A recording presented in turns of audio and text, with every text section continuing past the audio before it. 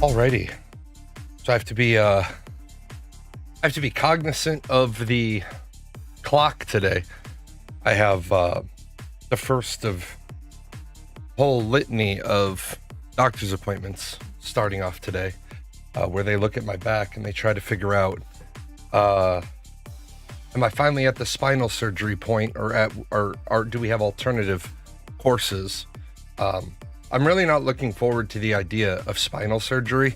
But as my doctor explained it to me, we've tried for the last 9 years to avoid it. At the spinal surgery point, and if we don't address it now, we're kind of at that age range right now that it's like now is the right time to do it, because if I don't have it now, my recovery chances get worse as age goes on.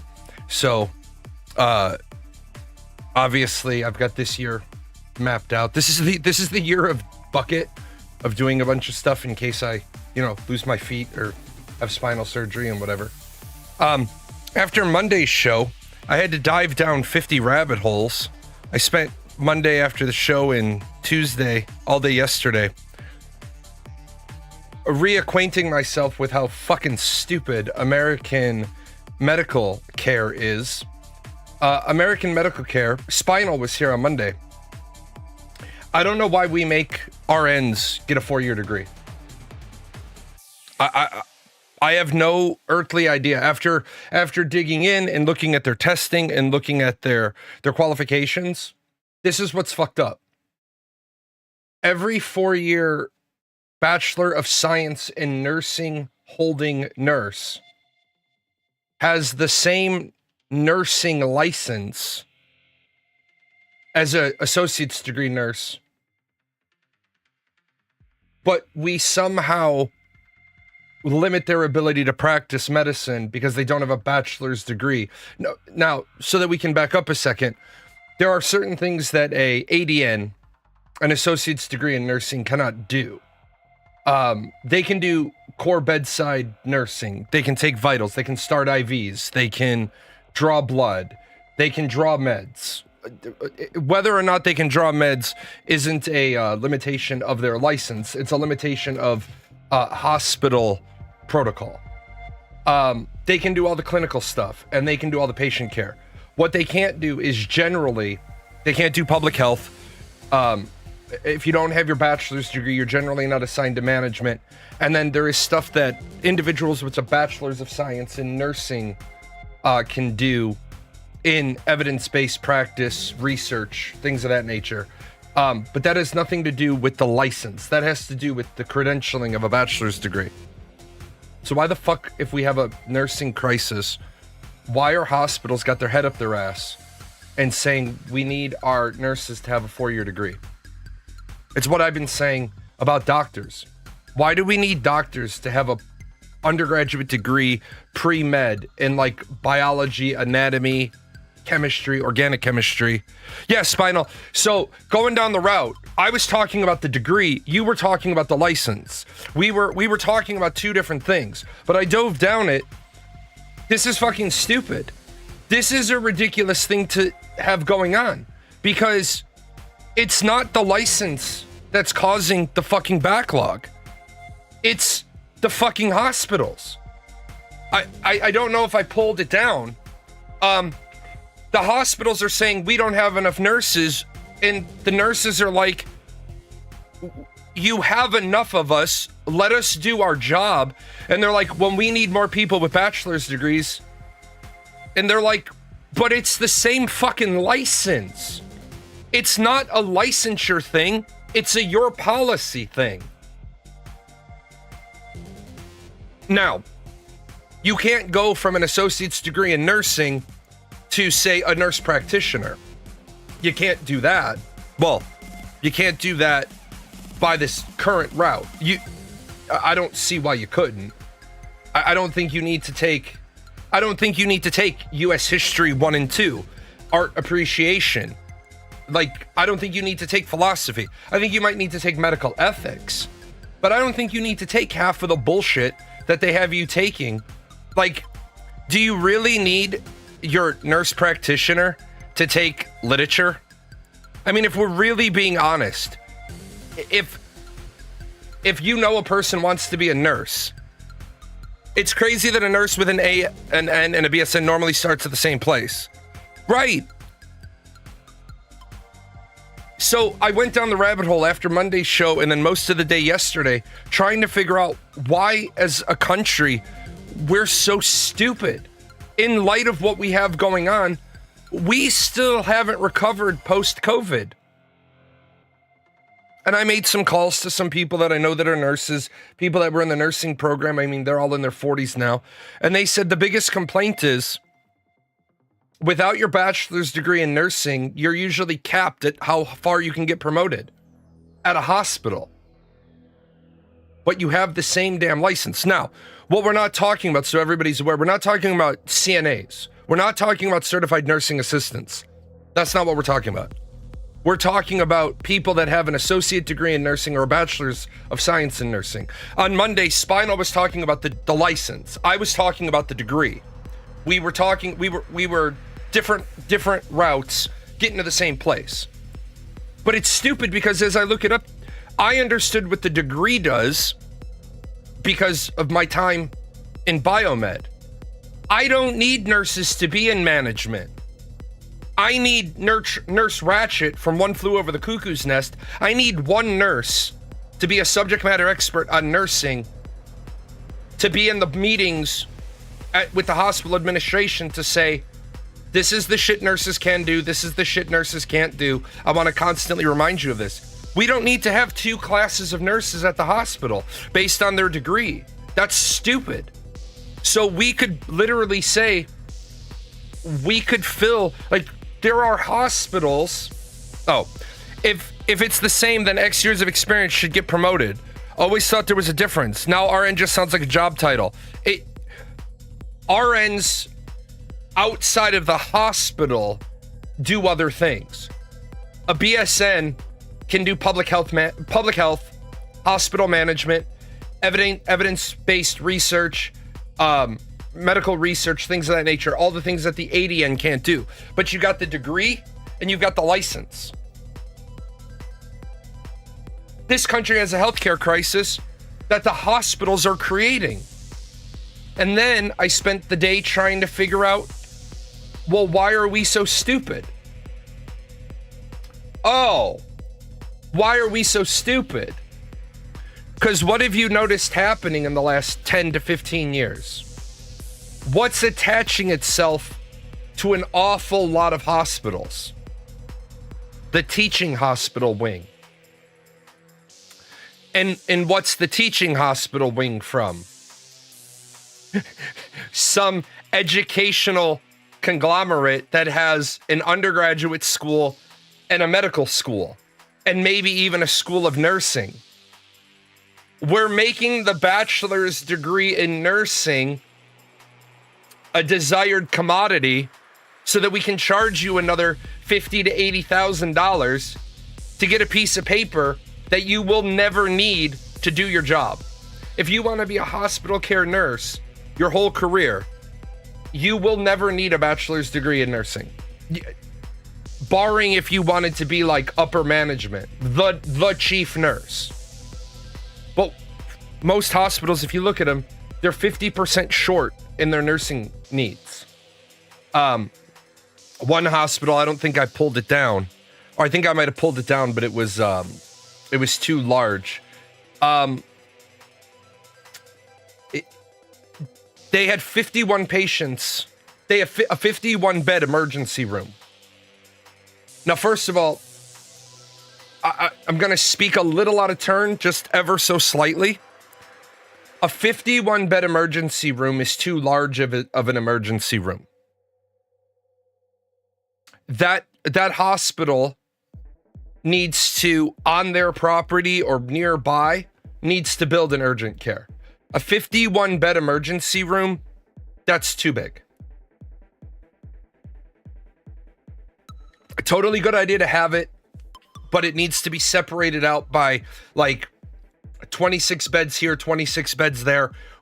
Every other night we have one wing open, but we never have more than 26 active beds a night. A 51 bed emergency room is ridiculously too large. You want to have your hospital have that capacity for mass casualty, natural disaster, things of that nature. But if you're running a 51 bed emergency room every night, you need to build an urgent care because you clearly have the need for one.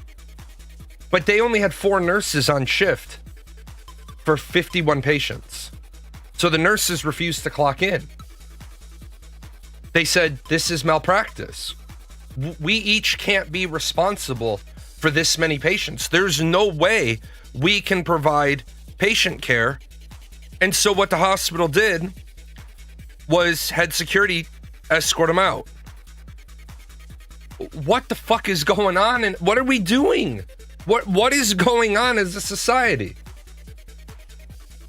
You only have 4 nurses for, if you have 51 open beds, you have to staff to 51 open beds. Otherwise, I don't know if you've ever been to an emergency room where they start, because if you're not familiar with how triage works, the hospital at some point puts their hand up and tells people walking in, we won't be able to see you. We are at capacity. Generally, I've seen it done this way, as I've personally seen this. They have somebody outside doing visual triage. You're not at risk of life, limb, or eyesight. Go over to Barnes Jewish. Go over to Mercy. Go over to Memorial. But this is my hospital. We can't take you. So if you're not willing to go to one of the other 3 hospitals, well, I don't know if they take my insurance. Who's your insurance? TRICARE. All 3 do. Roll the dice. Take your pick. Guy come in, he's got a fucking sliver, got a fucking piece of metal in his eye. Yeah, we're taking you, because life, limb, eyesight, we bring you in. Unless you're at that level, you shouldn't be trying to bring in more patients than you have nurses. I am one of the mind that the government should have free courses, programs to educate people for critical positions that society needs. Nurses and teachers, for example. Holy shit, don't even get me started on teachers. In America, we have this program called the Troops to Teachers program. And what it is, you get out of the military, and there's a lot of conditionals.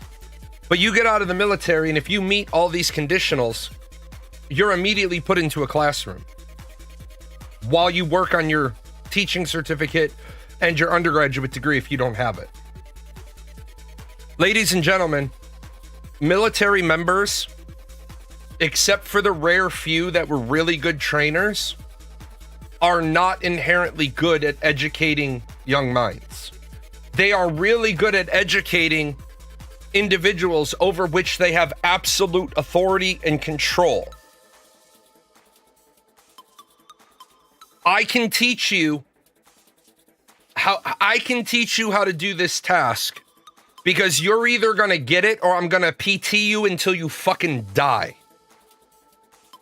But if I don't have, like, we're going to stay here all night until you get it. And I had what I'd like to call a shitbag airman who thought he was going to fucking waste my time. And I said, I got nothing but time, son. I live on base. I'm from the back door of the BMET shop. I'm 4 houses away. I don't give a shit. After the basic skills things, I can't look at teachers under 40 the same. Yeah, we took away basic skills tests because teachers couldn't pass them, but they have a bachelor's degree. I completely agree with this. When we need to expand or refill important information structures, this should be an option. Yes. We, as a nation, we are so on the precipice of failure. Like right now, I don't know if you've seen this, and Spinal, you might have some insight into this. Nurses in America, doctors, nurses, med techs, they are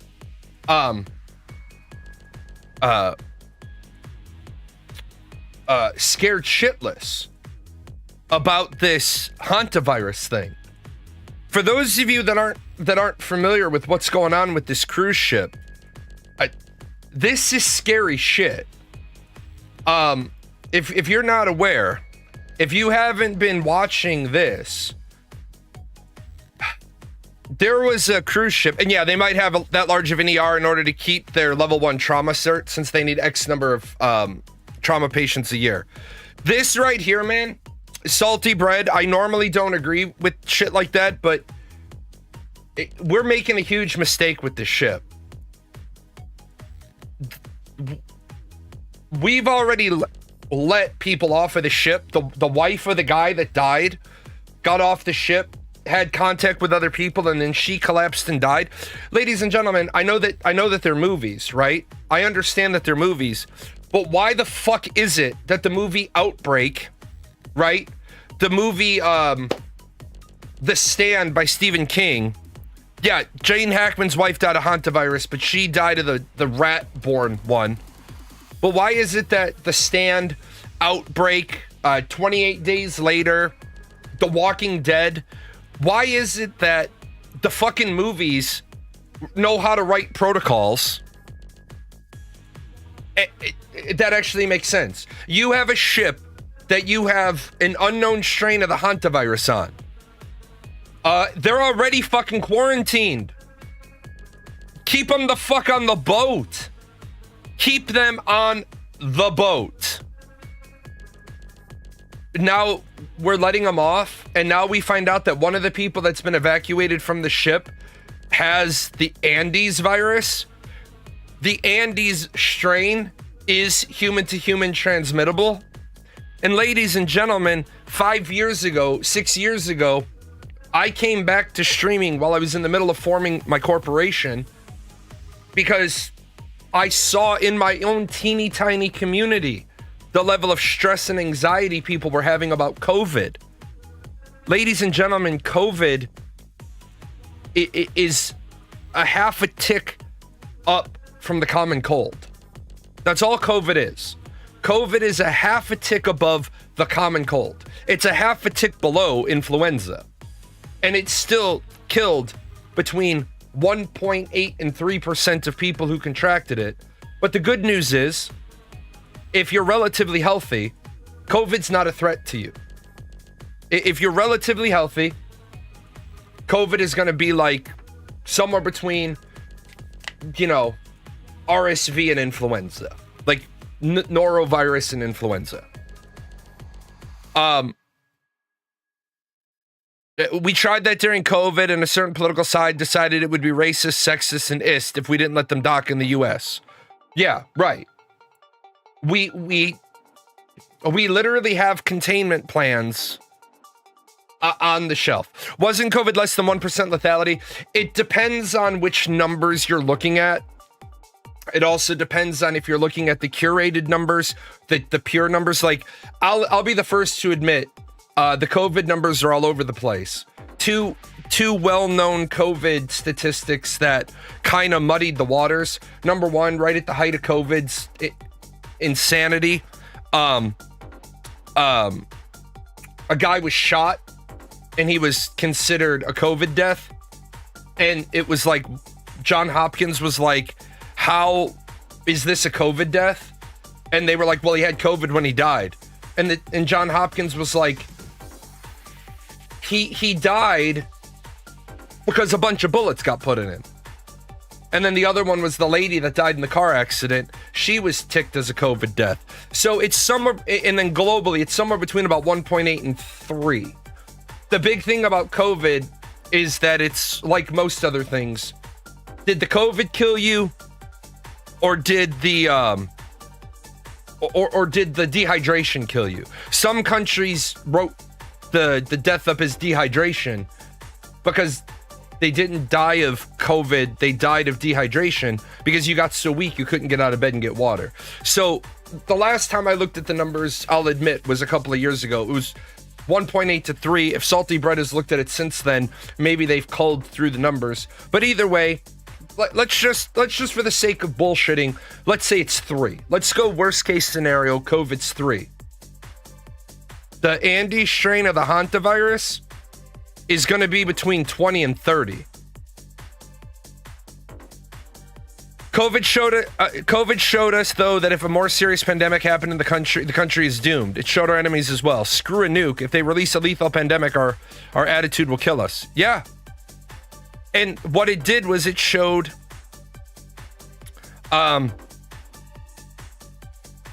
what it showed is we don't have, one, the mindset, or two, the capability to handle a large portion of our population being sick.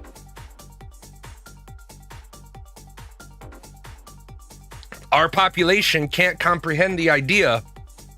Your doctor doesn't wear a mask in the surgery suite because your organs are going to make the doctor sick. The doctor wears a mask in the surgery suite so the natural shit he exhales doesn't get into your torso cavity. Yeah, avoid it like the plague. Found out we don't avoid it. Right. People wanted to say, you can't make me wear a mask. This is public. What it showed us were, yeah, regardless of what the numbers actually were, it presented us as serious. It presented as serious, and people ignored it without any knowledge. People in America don't understand the difference between in public and public property. Yeah, people are freaking out because they can't handle the care needed for an outbreak. You would have thought after COVID that hospitals would have like backups of the backups of masks, gloves, gowns, that they would have upped their precautions. Did they? No. They did for a little bit. They did for a teeny tiny little bit. And then what they do? We'll go back to business as normal. Why? Because vigilance has a price tag. It's not profitable to keep a stockpile. Right. It's a cost. It's a drain.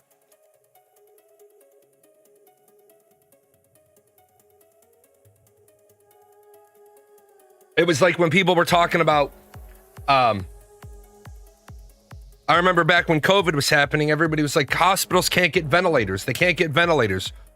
And all these companies are like, we can make ventilators. And finally, Dr. Fauci, who some of you don't like, some of you do, whatever, he said, guys, we don't need the technology industry to spin up more ventilators. we have stores of ventilators. It's the paralytics that we don't have. For those of you that aren't familiar with this, you don't want to be on a ventilator. A ventilator is a lot like a tourniquet. It saves your life, but at a cost. Being on a ventilator damages your lung capacity because your lungs don't breathe at a regular rate every inhale and exhale. That's why you have to be administered a paralytic to your lungs, so your lungs aren't trying to fight back against the ventilator. But we don't have stockpiles of that shit. So this is just getting scary as fuck, because you're watching it and you're like, 6 years ago, we didn't learn shit. That's my, regardless of what the numbers actually were, it presented as, oh yeah, that's my biggest fear. One of our enemies comes over infected and that will be it. Yeah. This is one of the times where a functioning socialist healthcare system is better, because that stockpile is mandated to be restocked, and so it shall be. Yes, this is one of the places where a socialist care network is better, because it's not on a pull system. It's on a minimum level system. And married, you do not need. And I get it.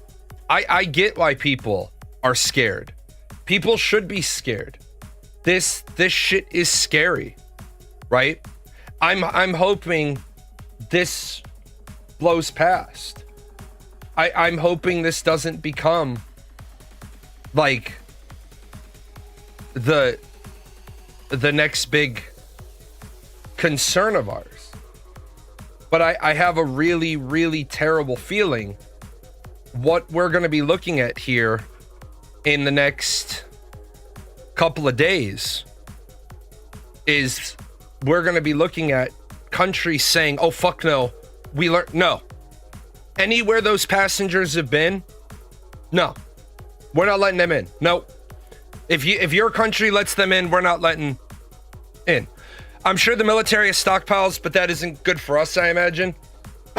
The military has its stockpiles, but as they did the last time, the military gave some of what they have. But the military has MELs, mission essential levels. It can't go below that. Yes, but then the socialists in charge get to determine who gets and who doesn't get the resources. How much do you trust your government? See, that's the piece that people don't understand. In socialism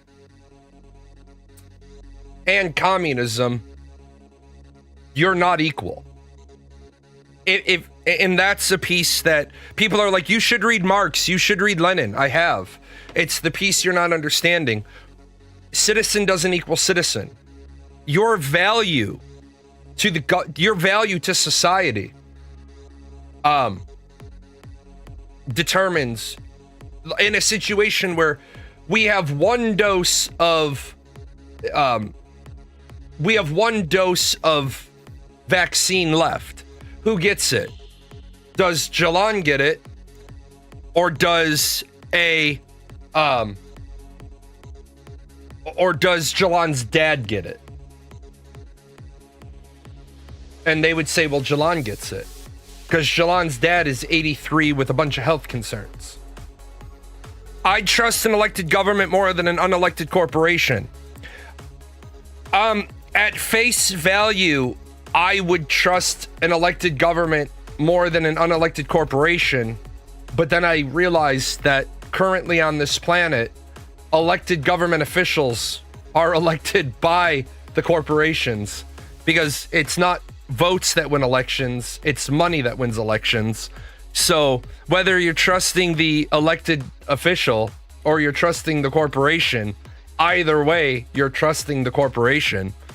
I think it would be very interesting if government officials, instead of members of government, instead of wearing shirts and ties and blazers, if they had to wear NASCAR jackets with all the people that sponsored them on them, and the bigger the sponsorship, the bigger the logo on their jacket. I think it would make a lot more sense when they're up there giving a press conference. If I could see a big Pfizer logo on their sleeve, like, well, we have to trust the pharmaceutical companies because, dude, Pfizer, Johnson and Johnson, dude, give the mic to somebody that doesn't have every single pharmaceutical company on their sleeve, please. Go away. Then I'd walk up there and they'd be like, you don't have any patches. Yeah, because I'm not bought. I trust Amazon to deliver my goods and services more than I trust my elected officials. You know what's interesting about that? I'll jump ahead to something. Did you see 10 years ago, Jeff Bezos approached the United States Post Office.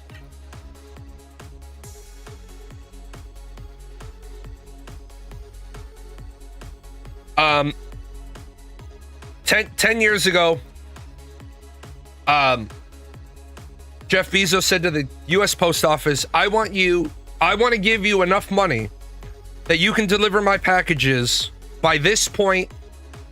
This many years, I want you to be able to deliver my packages in 2 days. And in this many years, I want you to be able to deliver my packages in 1 day. How much is it going to cost me to do this through the United States Postal Service? And they made an agreement. They made an arrangement.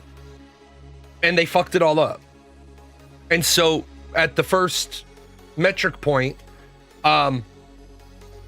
they broke away. Amazon said, this isn't working out for us. Now, less than 10 weeks or 10 years later, Amazon is going to start replacing FedEx and UPS. Amazon's logistics network is so efficient that they're ready to start letting outside customers use just their shipping. Now, you said corporations run the government in capitalist countries, but not in socialist countries. They're the governments run the corporations. I'm going to stop you there. It's a really great line of thought. On paper. Tell me which, it's great to say. Name me specifically which countries you're talking about. And then name me specifically which corporations are headquartered in those countries. I'm not picking on you, but that's a really great, just about 10-word answer. Now give me the next 10. Because the problem is, to the best of my knowledge, there aren't any socialist countries on the planet. To the best of my knowledge, there's a lot of countries that are hybrid, state-sponsored capitalism. There's a lot of countries that are democratic elections with deep socialist programs. But the last time I checked, which was Monday, there's no real socialist countries on the planet. Well, China is socialist. No, China has billionaires. China is state-directed capitalism. A lot of people like to throw out a lot of these great words, but it's because they don't understand socialism. Bernie Sanders keeps saying about the socialist countries in Europe, and the leaders of those socialist countries in Europe have publicly said to Bernie Sanders, stop calling us socialist. We're not socialist countries. We have socialist programs. In many of those socialist nations, the corporations still hold a lot of influence, even if the politicians can disappear them, especially China. Well, yeah, because the high-ranking members of the Chinese... By the way, the high-ranking members of the Chinese Communist Party are the billionaires. They know how to operate. They know what they can get away with and what they can't get away with. It's a really good point. When your government can disappear people, then those people know they're kind of like the mob. Everybody takes their skim. But when you're China, everybody knows what happens if you try to take more skim than your skim is allowed. I always make the joke, if you win the lotto, call me. I'll take care of you. I'll tell you outright, I'm going to take my 4%. But I'm only going to take my 4%, and I'll make sure nobody else fleeces you for 25%. But I'm telling you to your face, I'm taking my 4%. Right now, we have over 50% of the generations not able to read. So there's no way we can trust the people. That is just one point on why not to trust them. Corporations would do anything to make more money off us. Oh yeah, you're absolutely right. 100%. Government is just a mess of corruption, poor representation, and just stupid smart people. What is there to trust? Absolutely. Absolutely. Yeah. High-ranking members in a communist country, when by definition, a communist country should have no high-ranking anyone. Well, right. And that's where the problem with communism comes in. Communism is impossible to execute because communism says everybody is equal, but we need to appoint an elite group of people to enforce that everybody is equal. This is very Orwellian Animal Farm. The pigs start to dress like the farmer. Communism cannot work until human beings evolve to a higher state of enlightenment where we don't need an external locus of control. Men, without any outside interference, without any outside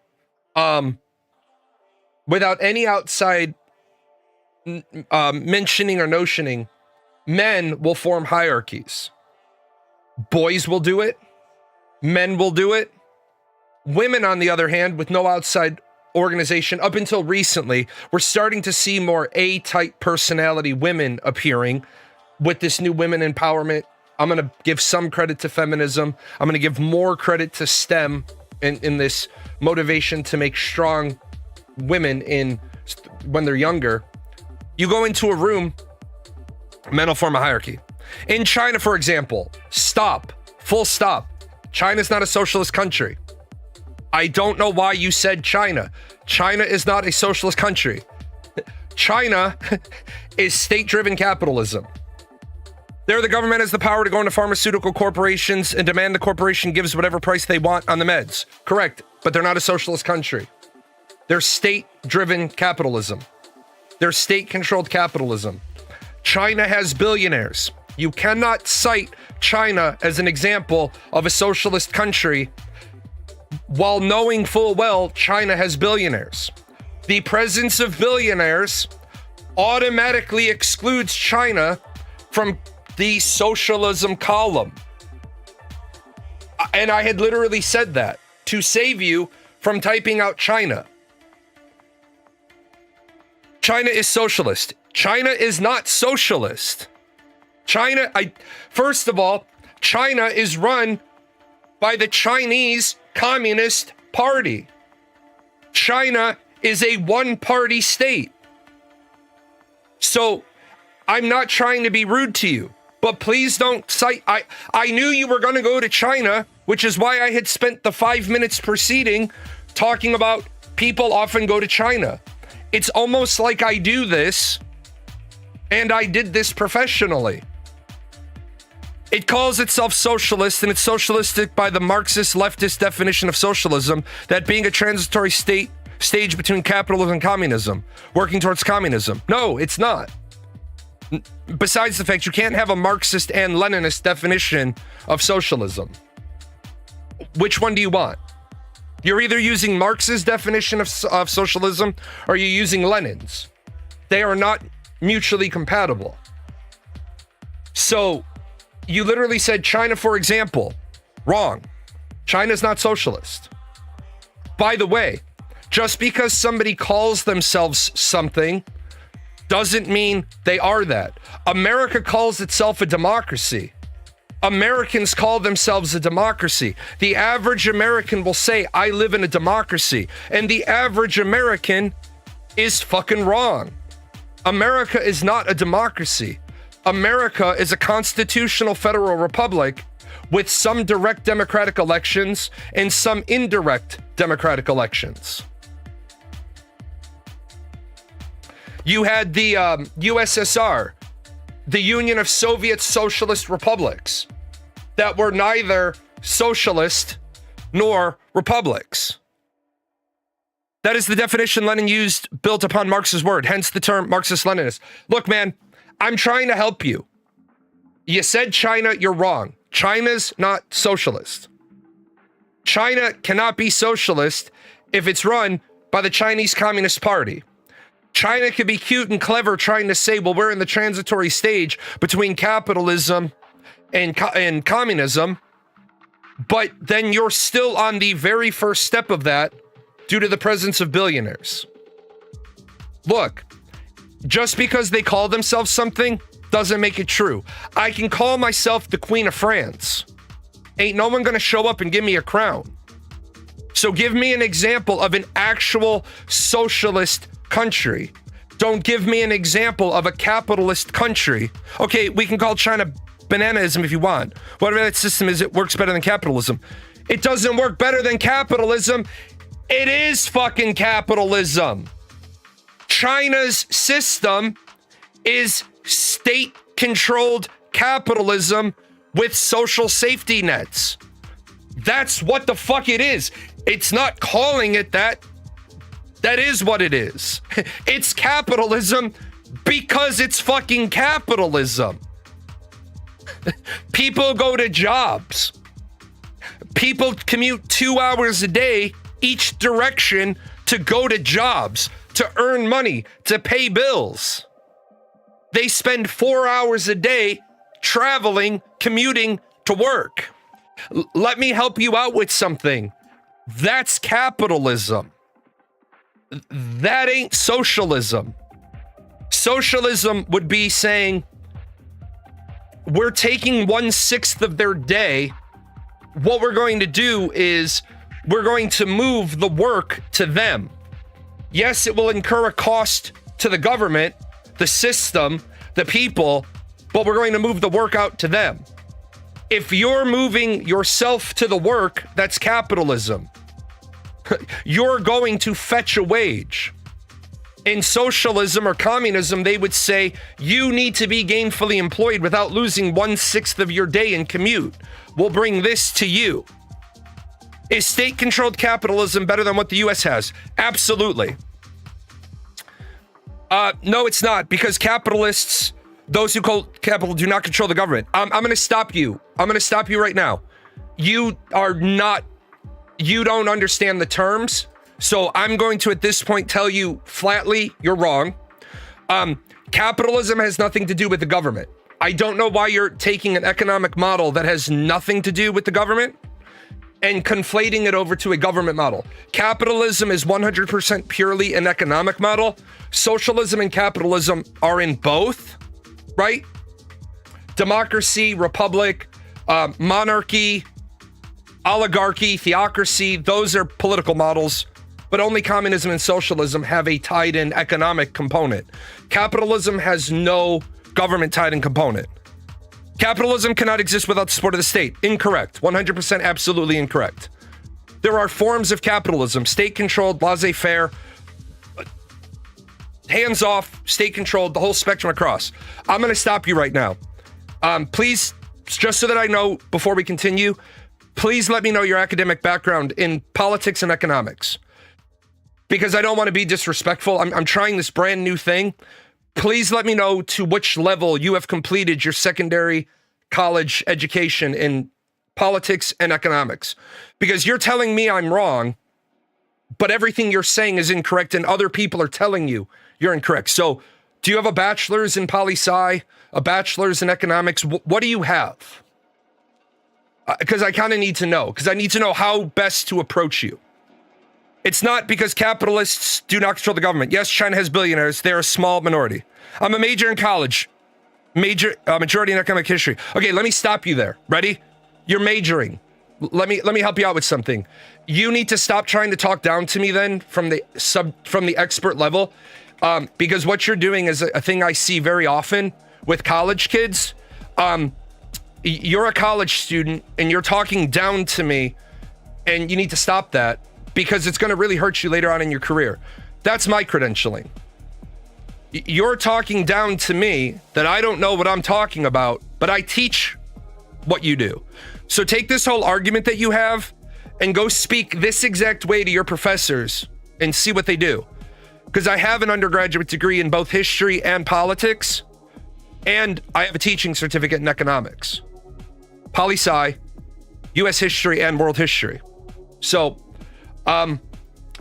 you're wrong, and you really need to go back and hit the books. You're doing what most college students do.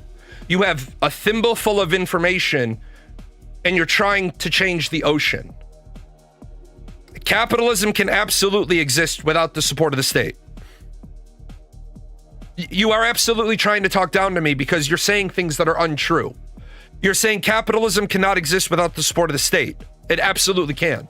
Capitalism can exist in a laissez-faire system or a state-controlled system, America, and then over time, tick, tick, tick, tick, tick, America has moved away from laissez-faire. For example, when America first started, we didn't give a shit about the workers. We did not care. It was hands off. We didn't care. We didn't care about monopolies. We didn't care about child labor laws. We didn't care about labor laws. We didn't care about overtime. We didn't care about any of that. Yeah, we didn't care about child labor. We didn't give a shit about any of that. America was literally, we don't care. So where was the support of the state in America's early founding? So much so, let me say it even better, just so we can get a real picture of it. In early America, capitalism existed, and we didn't even give a shit about black people or Irish indentured servants. We had slave labor and unpaid labor. And then through time, we outlawed slavery. We outlawed indentured servitude. We made child labor illegal. We created OSHA eventually. So what you're saying is capitalism cannot exist without the support of the state. But by that argument, capitalism shouldn't be able to exist at all because it existed in the 1600s in the American colonies. And all America's government has done since then is chop away at it. I pay 21% corporate tax to the federal government in America and 9% corporate tax to the state. So how is the state helping me? The big state. It's not. Capitalism can exist without a state. Capitalism can exist in a barter system. Absolutely. But what you said was, China has billionaires, but they're a small minority of the People's Congress, and the policies China enforce are clearly not in favor of capitalist goals. China's policies are absolutely in favor of capitalist goals. If you want to do business in China, I'll take a video game company, for example, you must go through an approved Chinese company, period. If you want to access China's 1 billion person population, you must go through them. That is state-controlled capitalism. That's not socialism. That's not communism. That's capitalism. They take their cut. They tell you what you can have. You got to really go. You don't understand China. You really need to go back and dump out a lot of these terms. There's millions of businesses in China. There's only a small percentage of billionaires. It doesn't, if there's any billionaires, that means you haven't moved past the first little tiny tick mark of the start of the transition. Yeah, China used to be more socialist communist under Mao. Right. And there's 539 billionaires in China. They're worth $2.2 trillion. Okay. The GDP of China is 20.85 trillion. Their billionaires are worth 10% of their GDP. So I don't know who taught you wrong, but you need to go back. I'm going to advise you to go all the way back to the beginning and start over. Because this argument you put forth, you picked China, and you don't understand. China is state-sponsored capitalism. They have socialist programs, but they're not a socialist country. Let me see the...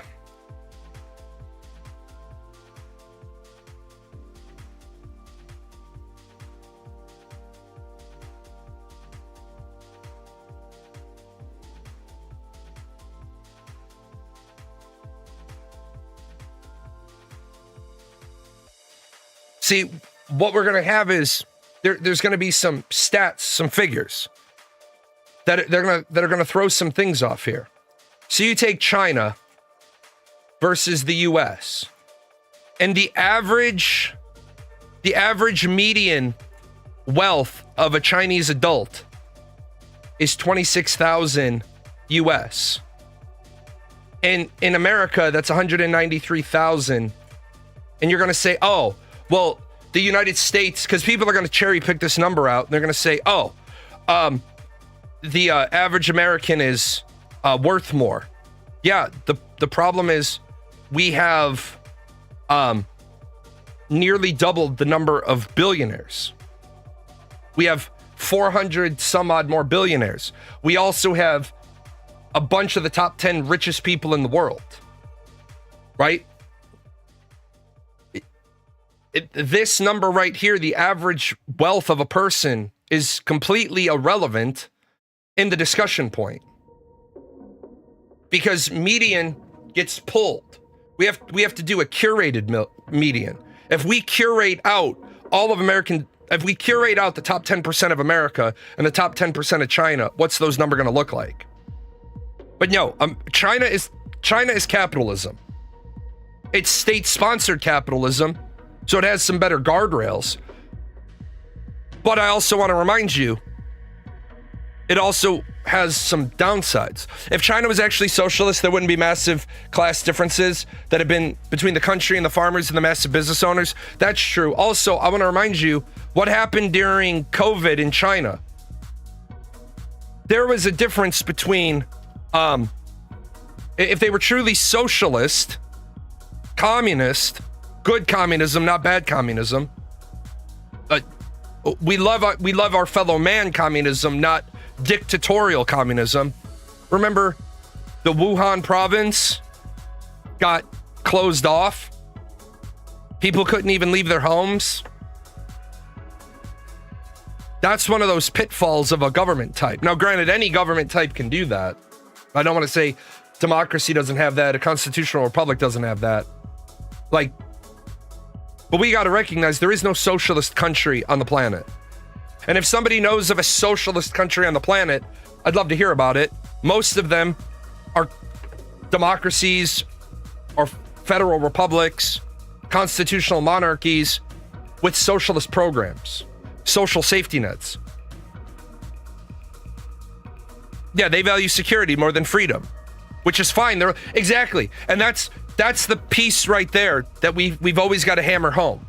They value security more than freedom, which is fine to do.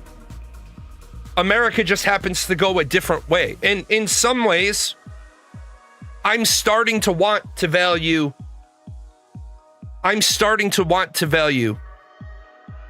security more than freedom. Because I'm losing my freedoms either way. I'm losing the freedom to do things either way. So if I can move a direction and voluntarily give up a little freedom to preserve the rest of my freedoms, I understand it's a slippery slope, and I don't want to go down that slippery slope. But if I'm going to lose all of my freedoms anyway, kind of sucks. Cuba still is, I believe it acts as a single-party authoritarian system. But if it's an authoritarian system, it's not socialist. It's not socialism.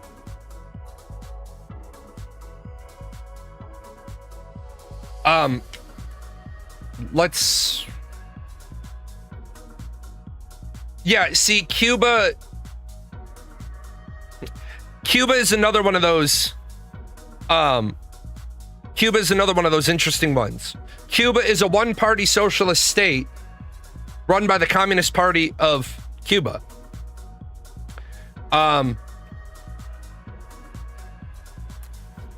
They say that they're using Marxism, Leninism. Well, which one are you using? Because those are radically different. Not that they're bad, radically different, but Lenin had his own idiosyncrasies, the things he believed in. I don't.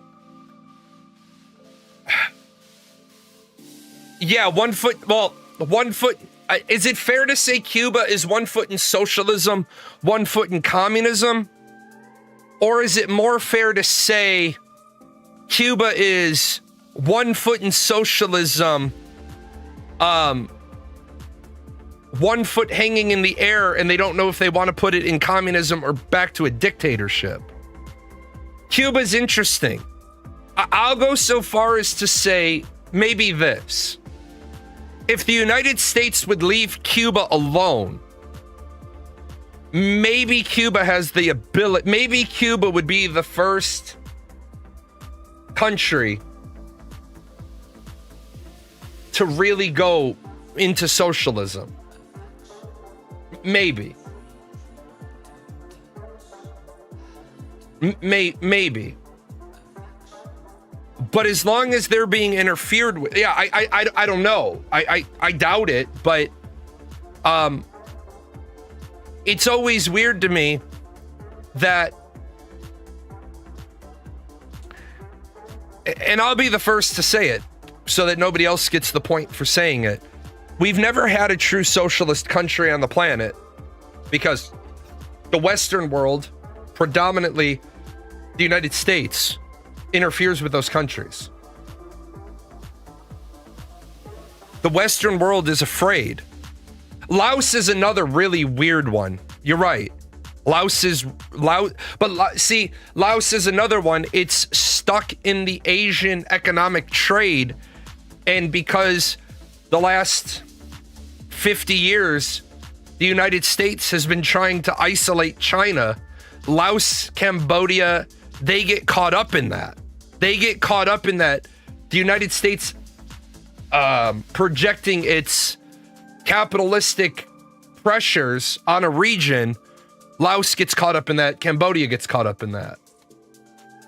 The United States is to blame for why socialism and communism can't spread. I'll be the first to say I'm not against socialism. I'm not against communism. I think both of the ideas are good ideas. I think that there are a hell of a lot better ideas than what we have in America right now. When you're right, you're right. And this brother's on point. I don't know, you might object to capitalism, and Ticketmaster are a very good example of the capitalist market. And capitalism is a terrible system, apart from all the fucking others. A bunch of young people seem to have fallen in love with communism again. The fuck is going... Communism's a great idea, wrong species. The thing about capitalism is it kind of leans into what we are. We're quite self-interested. It works. What's your name? My name's Sam. What do you do, Sam? Define communism for me. Define communism? Yes. From each according to their abilities to each according to their needs. Yeah, it just doesn't scale. Everyone is a communist. All of you are communists with your family. If you've got kids, you're a fucking communist at home. Each according to their needs, you take care of them. Of course you do. And as things get wide in your local community, you might be a socialist. Try and help everyone out. And then you get up to nation state level and you go, yeah, fuck those guys.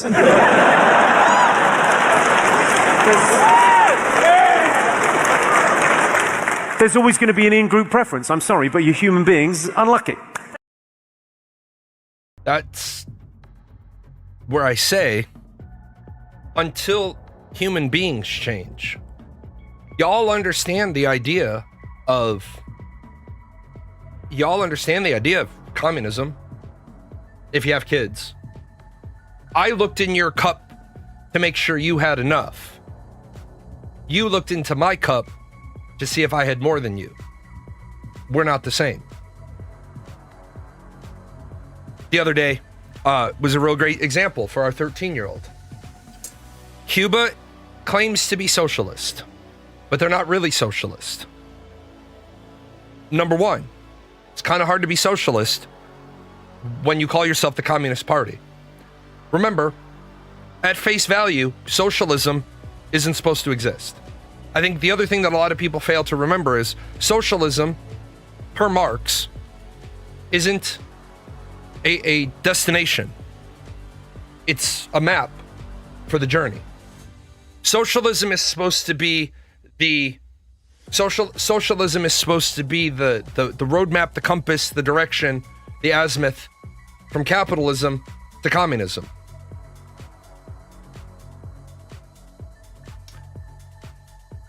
What people confuse socialist policies with socialism. The problem with socialism is that what do you do with the people who don't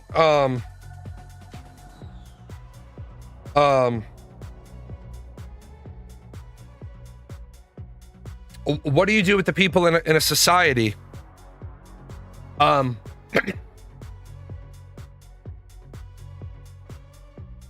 don't want to work?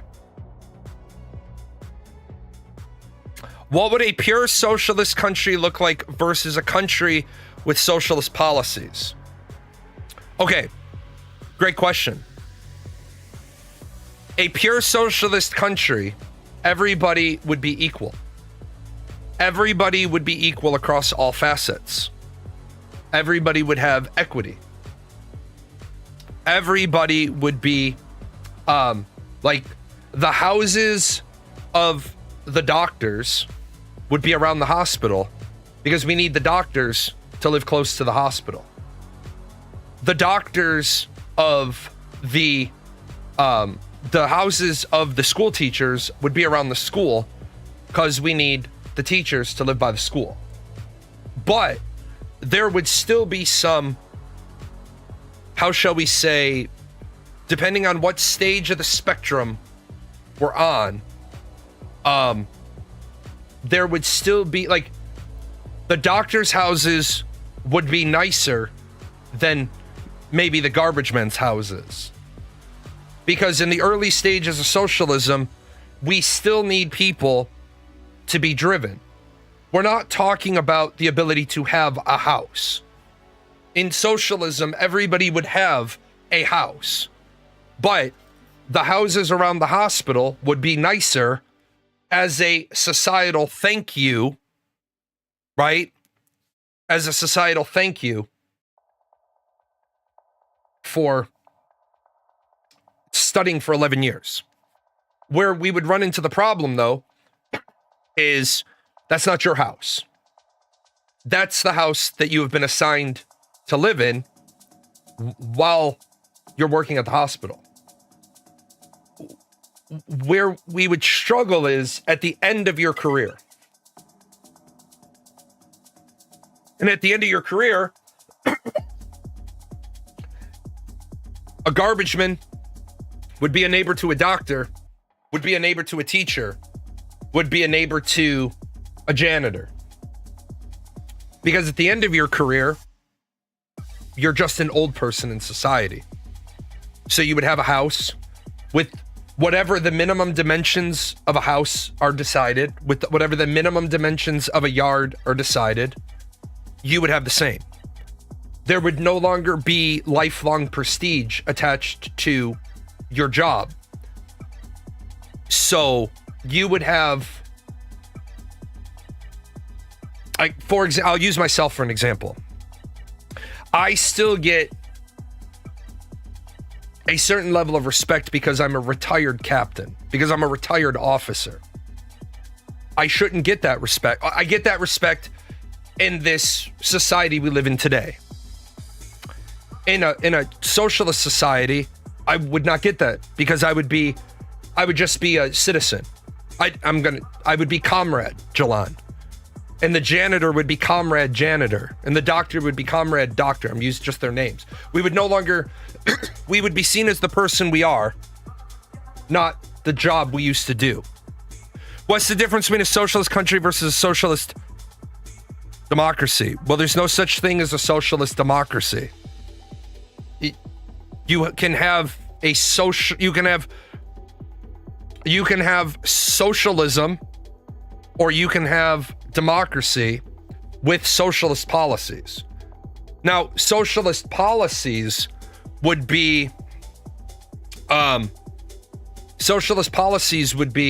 exactly what it looks like now in America today, except your medicine's free.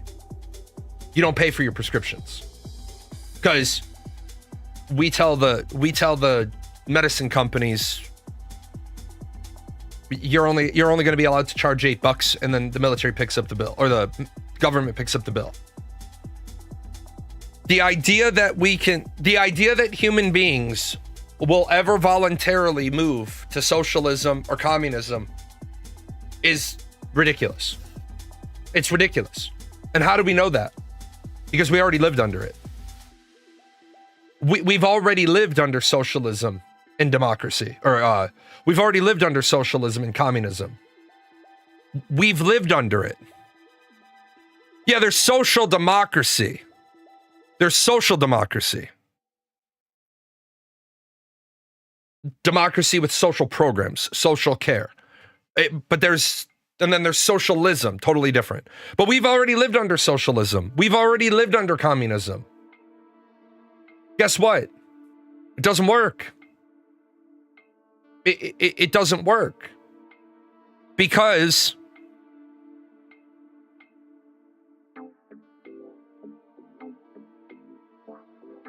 what do you do with the lazy person? What do you do with the sick, the lame, the lazy, the injured? It's a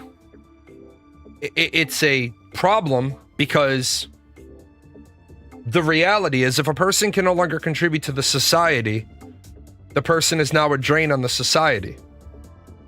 But as humans, we become inherently attached. Yeah, off to the gulag, off to, yeah, old yeller them.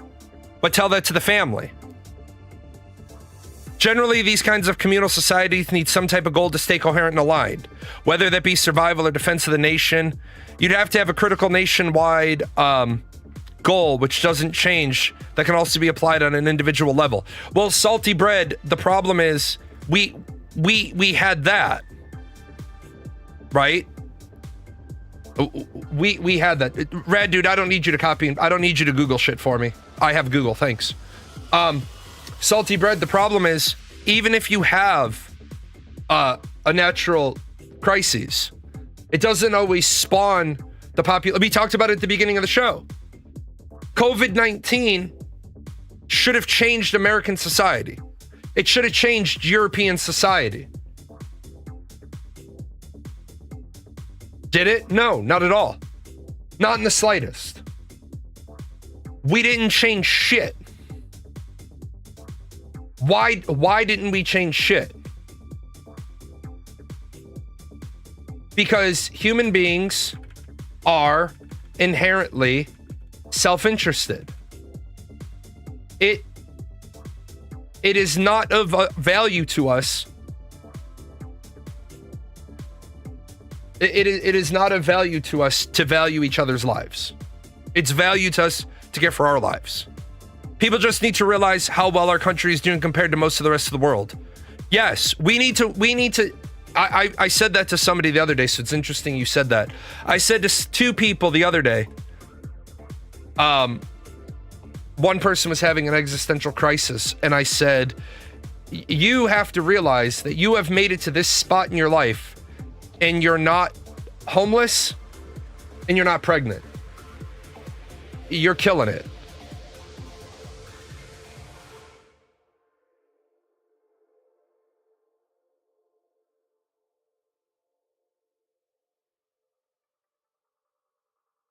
Um, 50% of people have it worse than you. Yeah, look what happened during Hurricane Katrina. Mass looting, complete failure of FEMA. And then look what happened with the next one and the next one and the next one and the next one. We don't learn because we don't want to learn. We've lived in socialism in our history. We've lived in communism in our history. And all it takes is one strong guy with 5 or 6 strong guys to say, well, I can make your life better. Pick up your pickaxes and your hatchets and come with me. And then we go and attack the next tribe over, or the next town over, or the next country over, or the next caravan over, or the next whatever over, and we take their shit. And then we're right back to needing a strong military, walls, guards, garrisons, and it's all the same. Until human beings stop being hardwired to take from other human beings, the form of government is pointless. Nowadays it's hard to be useless, though. No, man, it's fucking easy to be useless. Shit. We just saw We just saw another fucking example of 138,000 people are dead getting SNAP benefits. 138,000 people are dead, but on the SNAP rolls. How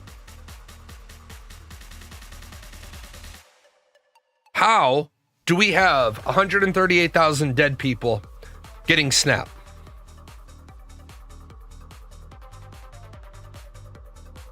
That means we have government workers who aren't doing their job. Remember I said last year when Doge came out and said they found a couple of hundred people that were getting Social Security?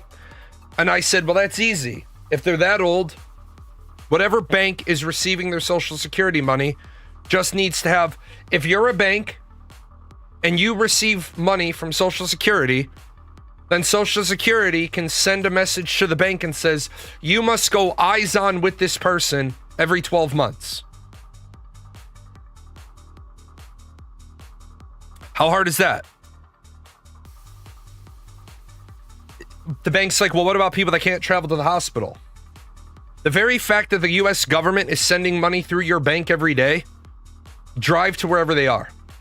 It's not like you're going to have so many customers in each local area that your bank manager can't go and find the person.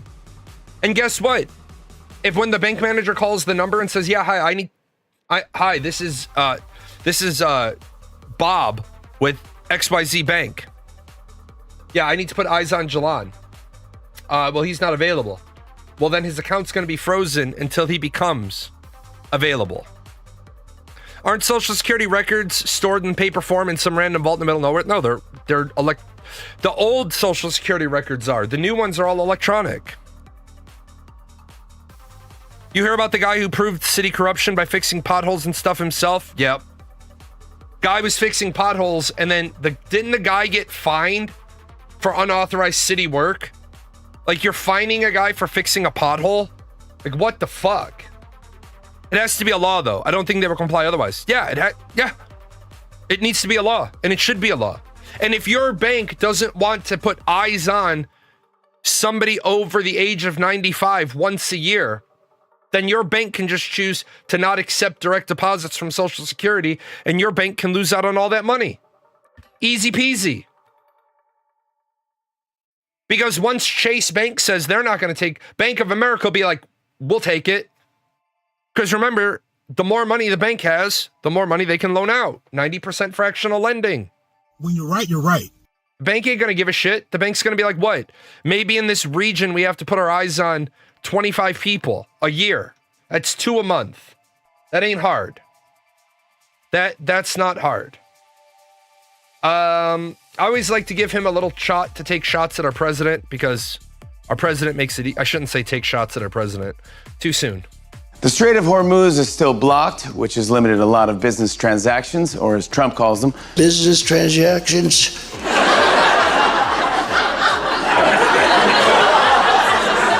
Also, the military is running low on defensive missiles, or as Trump calls them, defensive missiles and missiles. Basically, after 10 weeks, it's not going the way Trump suspected, or as he says, suspected. It's been a major test for the members of our armed forces, or as he calls them, the members of our armed forces, and you understand that very well. But Trump still claims we're winning, despite these obstacles, or as he put it, despite these obstacles, Karen. Overall, it feels like Trump's presidency is losing a lot of momentum, or as he calls it, momentum. But together, America can do anything. We just sent 4 astronauts around the moon in that beautiful Orion space capsule, or as he calls it, that beautiful Orion space capsule.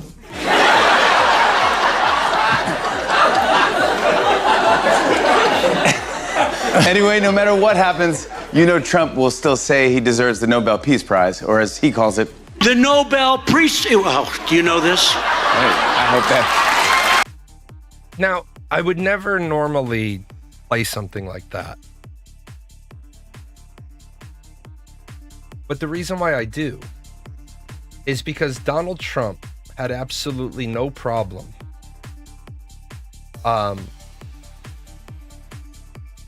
putting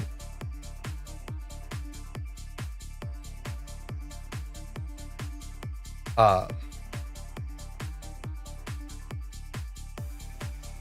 are all my YouTube, all my Spotify playlists are jacked up? Like quite literally all of my playlists dumped half of their songs. Donald Trump made fun of Joe Biden for all the time. I'm not against an older president. I know some of you are. I know some of you are for a president that has to be like under the age of 60. Come on, he gives the same 2-hour speech every time. He's going to mess up from time to time. I'm not against the idea of talking about putting a cap on the president's age. I'm not against the idea of putting a cap on the terms of the Supreme Court justices and of members of Congress. We've got some serious issues with the people that are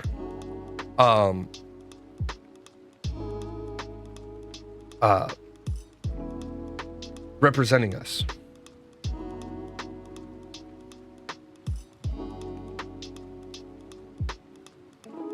Trump administration to kick bison off their public lands. Yeah,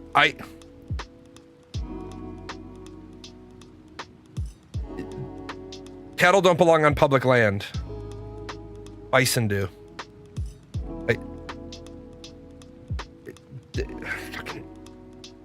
I'll get to that. Donald Trump made a very, very, very, very, very bad decision. Donald Trump decided to say to the Catholics of America,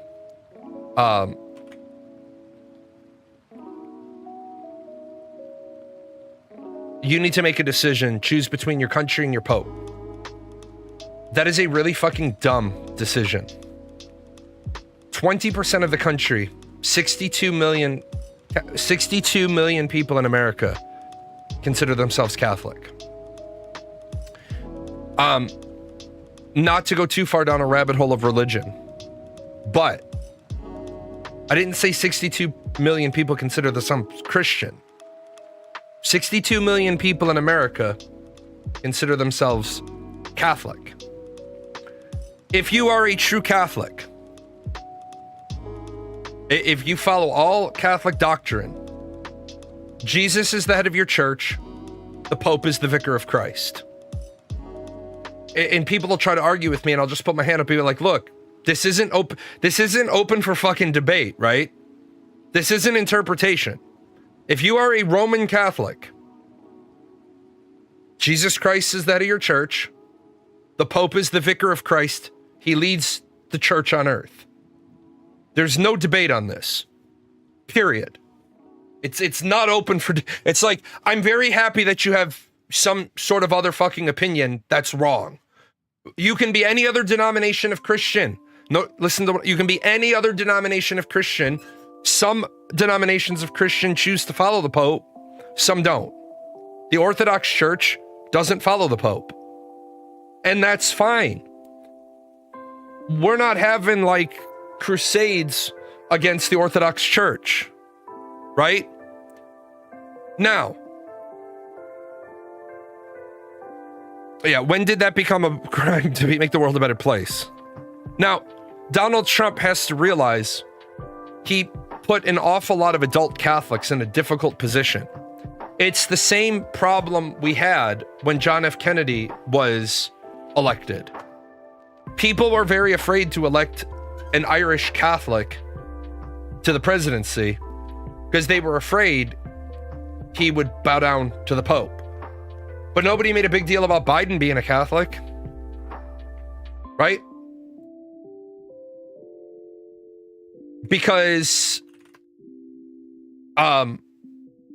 Nope, nobody. Joe Biden's Catholicism didn't even come up during the election. I don't even think I remember hearing it. But Donald Trump and the administration are attacking the Pope. That ain't gonna go well in the midterm elections. That ain't gonna go well. This is gonna be an interesting fall. I hate to say it, it's because I don't like him, but he is just a normie that had bullets fly at him. I am sure he has some sort of trauma by now, so I forgive him if he misspeaks, but I won't forgive what he says. Sure, absolutely. Yeah, Sean Hannity chose Trump.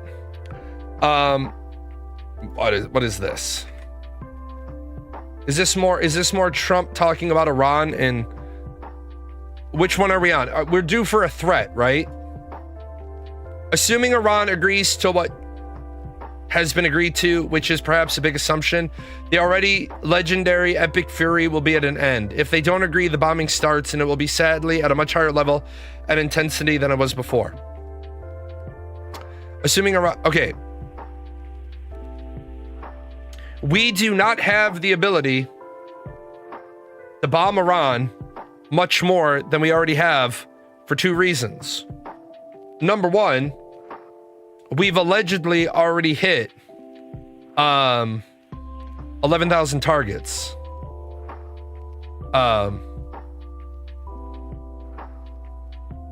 Which I don't understand. Yeah, threats lose them when you make them 3 times a week. Which is one thing I don't think Donald Trump understands.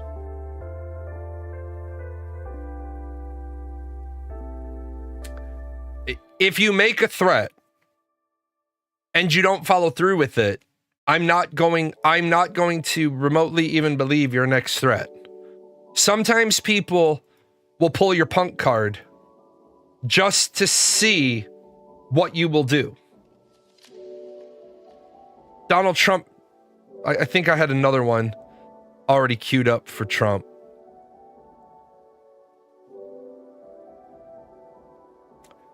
Operation Epic Fury has ended. Is the Iran war over? Experts say Trump's pause of Project Freedom in the Strait of Hormuz could be the beginning of the end for the war on Iran. United States Secretary of State Marco Rubio told reporters that Operation Epic Fury, which commenced on February 28th and prompted a regional conflict, has concluded because its objectives has been achieved. Well, yeah, because you have to withdraw because of the War Powers Act. You are now at the point where you have to begin withdrawing because you don't have an authorized use of military force to stay there. What I thought was funny this week, though, is Pete Hegseth is in hot water. Let me see if I can pull that up.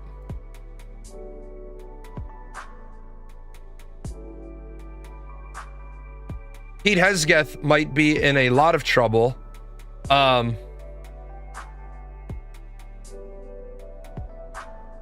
He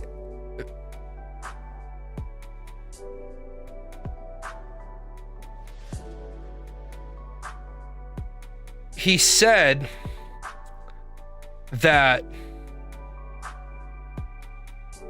one of the things he said was what you learn when you're under fire in combat. And then a senator has said, well, can I see your combat action medal? And he doesn't have one. Because there's no record of him ever being in combat. Now, I'm not saying that every single person that's ever in combat will automatically have a combat action medal. There's 2 types of orders that can send you into a deployed environment.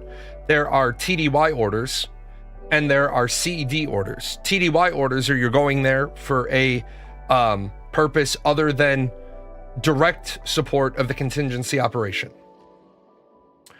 or you're going there on CED orders, contingency operation. But if you're lying about having been in combat, that's not going to look well. So he's been under a rock the last couple of days. Don't know what's going on with him. Withdrawing under one operation and going back in under a different operation under the War Powers Act. If President Trump tried to go back into Iran under a different War Powers Act, if he tries to attack Iran again using the War Powers Act, after 2 senior members of the intelligence community, one has resigned saying we attacked Iran and they were never a threat. Another one has said Iran, in the 9 months since we bombed them last year, has not enriched any uranium. I don't think Donald Trump would be allowed to use the War Powers Act again. I believe what you would see is you would start to see congressmen doing anything and everything in their power to block every available way for the military to operate. It's one thing for the president to be operating when not everybody agrees. It's a different thing to be operating when people know full right that the president's full of shit. I'm not a huge fan of the War Powers Act as written. I understand why we need to have it, but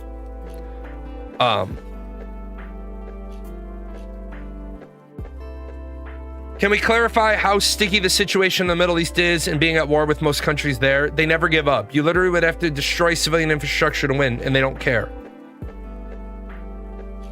You're right. Is there enough members in Congress willing to block it, though? That's the problem with the War Powers Act.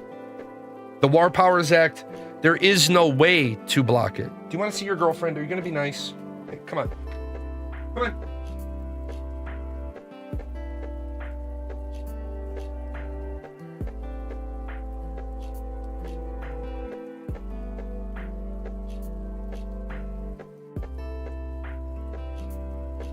See, the problem with the War Powers Act is that the president can just do it for 60 days. We need to rewrite the War Powers Act.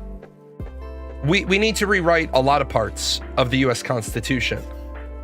It's been 238 years. The Constitution needs a rewrite. It's got flaws. The War Powers Act is a big giant one of them. The War Powers Act needs to be overturned. It needs to be retracted. It's a stupid document. It gives the president too much power, especially a president like this one. It's dumb.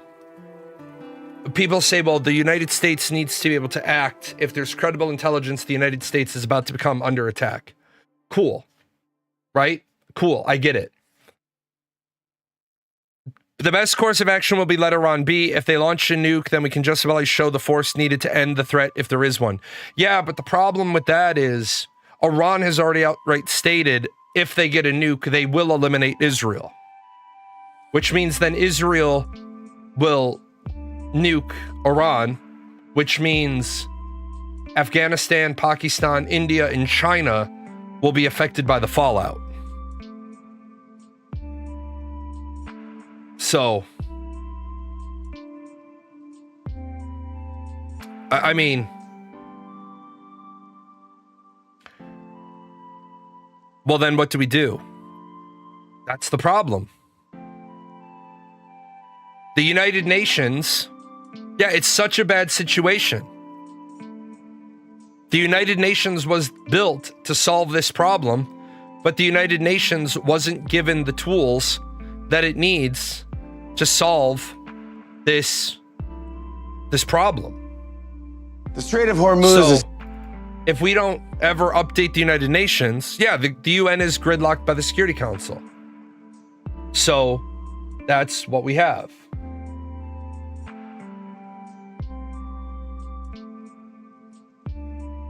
I want to switch gears here. I want to talk about this nonsense going on with Walgreens in Chicago. We talked about this in Boston the middle of last year. It's happening now in Chicago. I want you to listen to this. Chicago has finally found a crime it wants to prosecute. Walgreens leaving Chicago. Walgreens in Chicago is closing after the company cited shoplifting, losses, and violent incidents. But a Chicago alderman says that Walgreens should be charged with first-degree corporate abandonment. Now, if that crime sounds made up, it's because it is. Walgreens should be charged with first-degree corporate abandonment. Yes. It should be a crime the way they're treating our elders. Yes. It should be a crime the way they're treating our families. Yes, Walgreens is the criminal here, not the people who stole $3 million worth of Tylenol and Red Bull. Walgreens. Next, they'll charge Walmart with aggravated relocation and Target with fleeing with intent to survive. My problem with what's going on in the American economy is you saw it with Hassan Piker on that clip that I showed last week. There's creators that are saying it's okay to steal. It's not okay to steal. If you're saying it's okay to steal, then what you're ultimately doing is you're causing businesses to say, well, this store is operating at a loss now, we're going to leave. Yeah, from the Hassan clip, like, you want people to steal. So then Walgreens is going to close. Yeah, I'm not stealing, I'm micro-looting. Conspiracy to protect profits is next. Right. And so what people are mad about is they want to say Walgreens should be charged with first-degree corporate abandonment. Yes. It should be a crime the way they're treating our elders. Yes. It should be a crime the way they're treating our families. So this here is essentially a member of the city council in Chicago. From the research I've done, he's a Democrat. And this right here is why Black people struggle, or one of the key reasons. Let's think about this. Let's just break this down thinking about incentive structures. When businesses open new locations, what do they open these locations with in mind? Profit. Making more money, that business being profitable, expanding profitable operations. If that business is doing well and making money, they're going to keep it open. This Walgreens is closing due to so much crime and shoplifting that it's no longer safe or profitable for them to operate in that area. And when Walgreens was being robbed blind, he wasn't out here talking about this. And if he was, he did not have this level of energy calling out the theft that was destroying and harming that business. But again, this is why Black people struggle, because 80 to 90% of us vote for people like this. And we believe this is the way to do things and be successful. So when the business is being robbed blind, we're going to be quiet. But then the moment the business decides, you know what, this is no longer profitable, we're being robbed blind, our employees aren't safe, we need to close down. Now he has a problem with the business. We're not entitled to a business's product or service. It's so entitled to watch him get up here and say this. That business doesn't owe you anything. But again, I want to harp on this because this is one of the reasons why Black people struggle, because we will sit there and watch local businesses in our own communities get robbed blind, get destroyed, and we will say essentially nothing. Oh, that sucks. But then let that business protect its own interest and its own people, and now the business is a problem. It's racist, it's this, it's harming our elderly people. Let's look a little past what's right in front of our nose. Let's understand that businesses are there to make money, and if they're not making money, they're likely going to close down. So then let's try to work to make sure that that business is not losing money to a bunch of theft in that community. It's fairly simple stuff that a bunch of us just ignore. But again, rather than calling out that crime and working hard to fight against it, and even going out in the public and talking like this against the crime that's harming these businesses, no.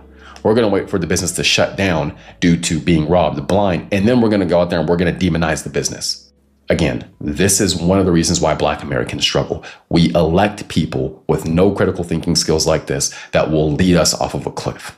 It's stupid. He should be working to make it profitable for businesses to open up in this area, not demonizing businesses for closing after they've been robbed blind. Anyway, that's all I've got for now. Don't forget I have a free email newsletter. I send that out every morning around 7 a.m. Central. The link to that's in my profile. I love this guy.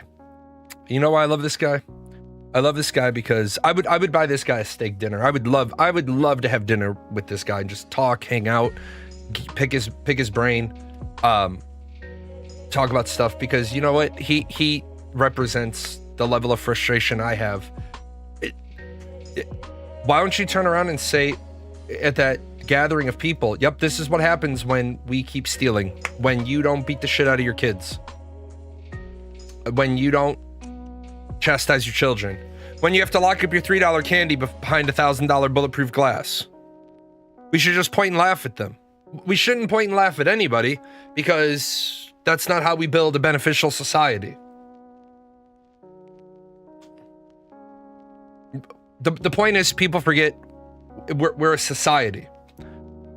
One struggles, all struggle. A rising tide lifts all the boats, not just some of the boats. We shouldn't point and laugh at anybody. But where you said, did you see the McDonald's is pulling soda machines outside the counter for the same reason? How much soda do you have to steal to cause that much loss? Yeah, like people walking into a McDonald's with an empty gallon jug and filling it up. And the McDonald's workers are like, you can't do that. And I'm not about to get into a fist fight with a person stealing soda, so now all the soda's going to be behind the counter. I saw another clip in Chicago, 50 teenagers trying to get into a McDonald's, and the manager, smart thinking, manager locked the doors to the lobby area. Got social media, got wind that a bunch of kids were going to be showing up, locked the doors to the lobby area. Kids are trying to get in. All the parents were like, you should let them kids in. It's hot. They don't have nowhere else to go. Fuck no. Fuck no. One of the Six Flags parks has just switched back to no unaccompanied minors. I remember being 16 years old, getting my license, getting my Six Flags season pass, and we were at Six Flags at least once a week. Because all it cost us at that point was the gas money. It's the people's fault. They need to stop the theft with law. Yeah, but like Chicago, if you're not familiar with Chicago, Cook County Jail is full. Cook County Jail is so full that petty theft crimes don't even get jail time, because a petty theft, remember, you have class A, B, and C misdemeanors. Class A misdemeanor is 364 days in jail. Class C is 30. If you sentence somebody to a class C, you bump out somebody who's supposed to be serving potentially 10 more months of a class A, because you only have so much occupancy. We need to build more boxes. I used to be against the idea of building more prisons, but I'm starting to think that first we need to renovate our prisons. Prisons need to be a deterrent, and we need to get the box cutter out, and we have to fucking get rid of all this fucking, they get yard time and gym time and TV time. No, they get an 8x6 cell. There's a shower built into the corner. There's a toilet in the cell, and that's it. Here's a slot, one to a cell, 8x6. What should punishment for a theft of a gallon of soda be? It's a great question. Let me put it to you back the other way. What should the punishment be for a theft of a gallon of soda? I don't know, because it's a stupid fucking problem. It's a stupid fucking problem to have. I don't know what punishment fixes that problem.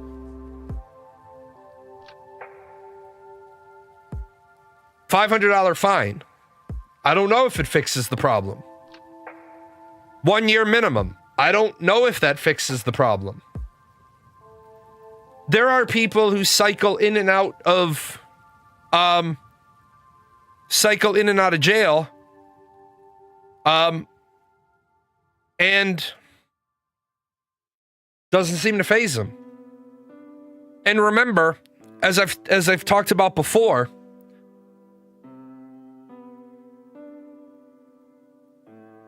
you have the store, the criminal, the police, the court, and the jail. The criminal steals from the store. The store is out something. The police arrest the criminal. The criminal goes to the courthouse. The criminal goes to the jail. The jail incurs a cost. So the store is still out the money. You send the guy to jail. It didn't fix the problem. It didn't, restitution wasn't applied.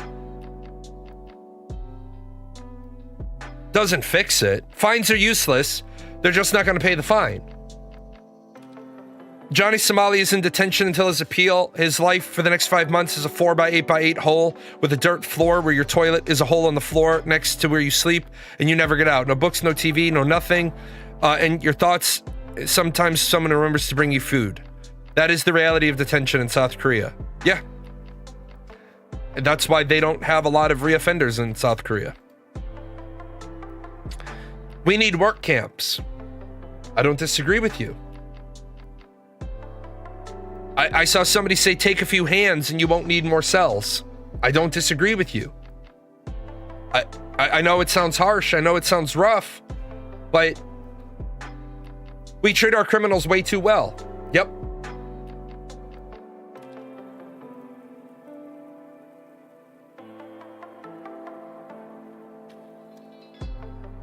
I saw a really great proverb or saying in the Middle East. In the Middle East, when it comes time for prayer, everybody prays. They don't lock anything up. At night, the book vendors, they leave their books out. They don't bring all the books back in and lock them all up. They protect them from like sand and the wind and everything, but they don't like lock them all up. I don't remember where I saw it. It might have been on a wall or it might have been on a card or something, but the proverb goes something like this. The criminal does not steal books. The criminal does not read books, and the reader does not steal books. So what about like a kid who is poor stealing food for his family? Well, therein lies the problem. That's why we have to ask some whys. We have to ask some whys. Why is this kid stealing? Because his family is poor. Okay. Well, then it's not the kid who's the criminal, it's the society. In a society with a $33 trillion GDP or $29 trillion GDP, we should not have hungry. 31 trillion on par for this year. We should not have homeless and hungry. In a society with a $31 trillion GDP, we should not have the homeless and the hungry. Society is the criminal for having homeless and hungry. Now, of course, there's going to be some people that, what do we do with the ones that won't work? That's where we get into the problem of the bleeding heart liberals. What do we do with them? What do we do with the ones that won't change? With the ones that won't be better? Because they're a drain on society. So, camps. But then, why do we want to incur the cost to have them in camps? Karthos and I have had serious conversations about the practicality of, if you remember the movie The Island. So do I think it's wrong for them to be stealing? Yes, I think it's wrong for them to be stealing, but I think it's more wrong for them to be existing in a society that allows them to be starving. Just because you're starving, you starving doesn't entitle you to somebody else's food. What cost? They have to get their own food or starve. If they don't work, they don't eat. Right, but there's a cost to run the camp. Remember, I could set up a work camp for those that won't work, but then I have to bear the overhead cost of running the camp, the administrator, the facilitators, the guards. I have to arrange the labor. I have to create something that is of value, that I make a profit on, because I have to arrange for there to be an exchange of goods and services. Or I could take them out back and shoot them. Also, who decides when you can quit working, like retirement? Well, that's a really good question. Well, we will have to figure out something profitable we'll have to do to cover the prison camp. Right. So there's a cost to it. There's a cost.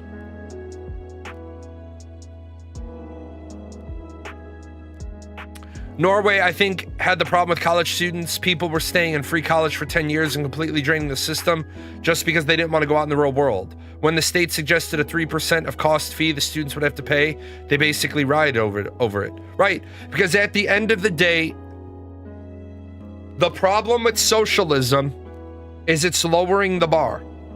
The problem with communism is it's lowering the bar. Communism and socialism is lowering the bar and making it easy. I don't have a problem if this is the bar. I don't have a problem creating a second bar and having a bar of survival. I don't have a problem pulling the survival bar. Yeah, the Hanta ship was refused docking rights pretty much everywhere. It's on its way to the Canary Islands. Spanish government said it could dock there.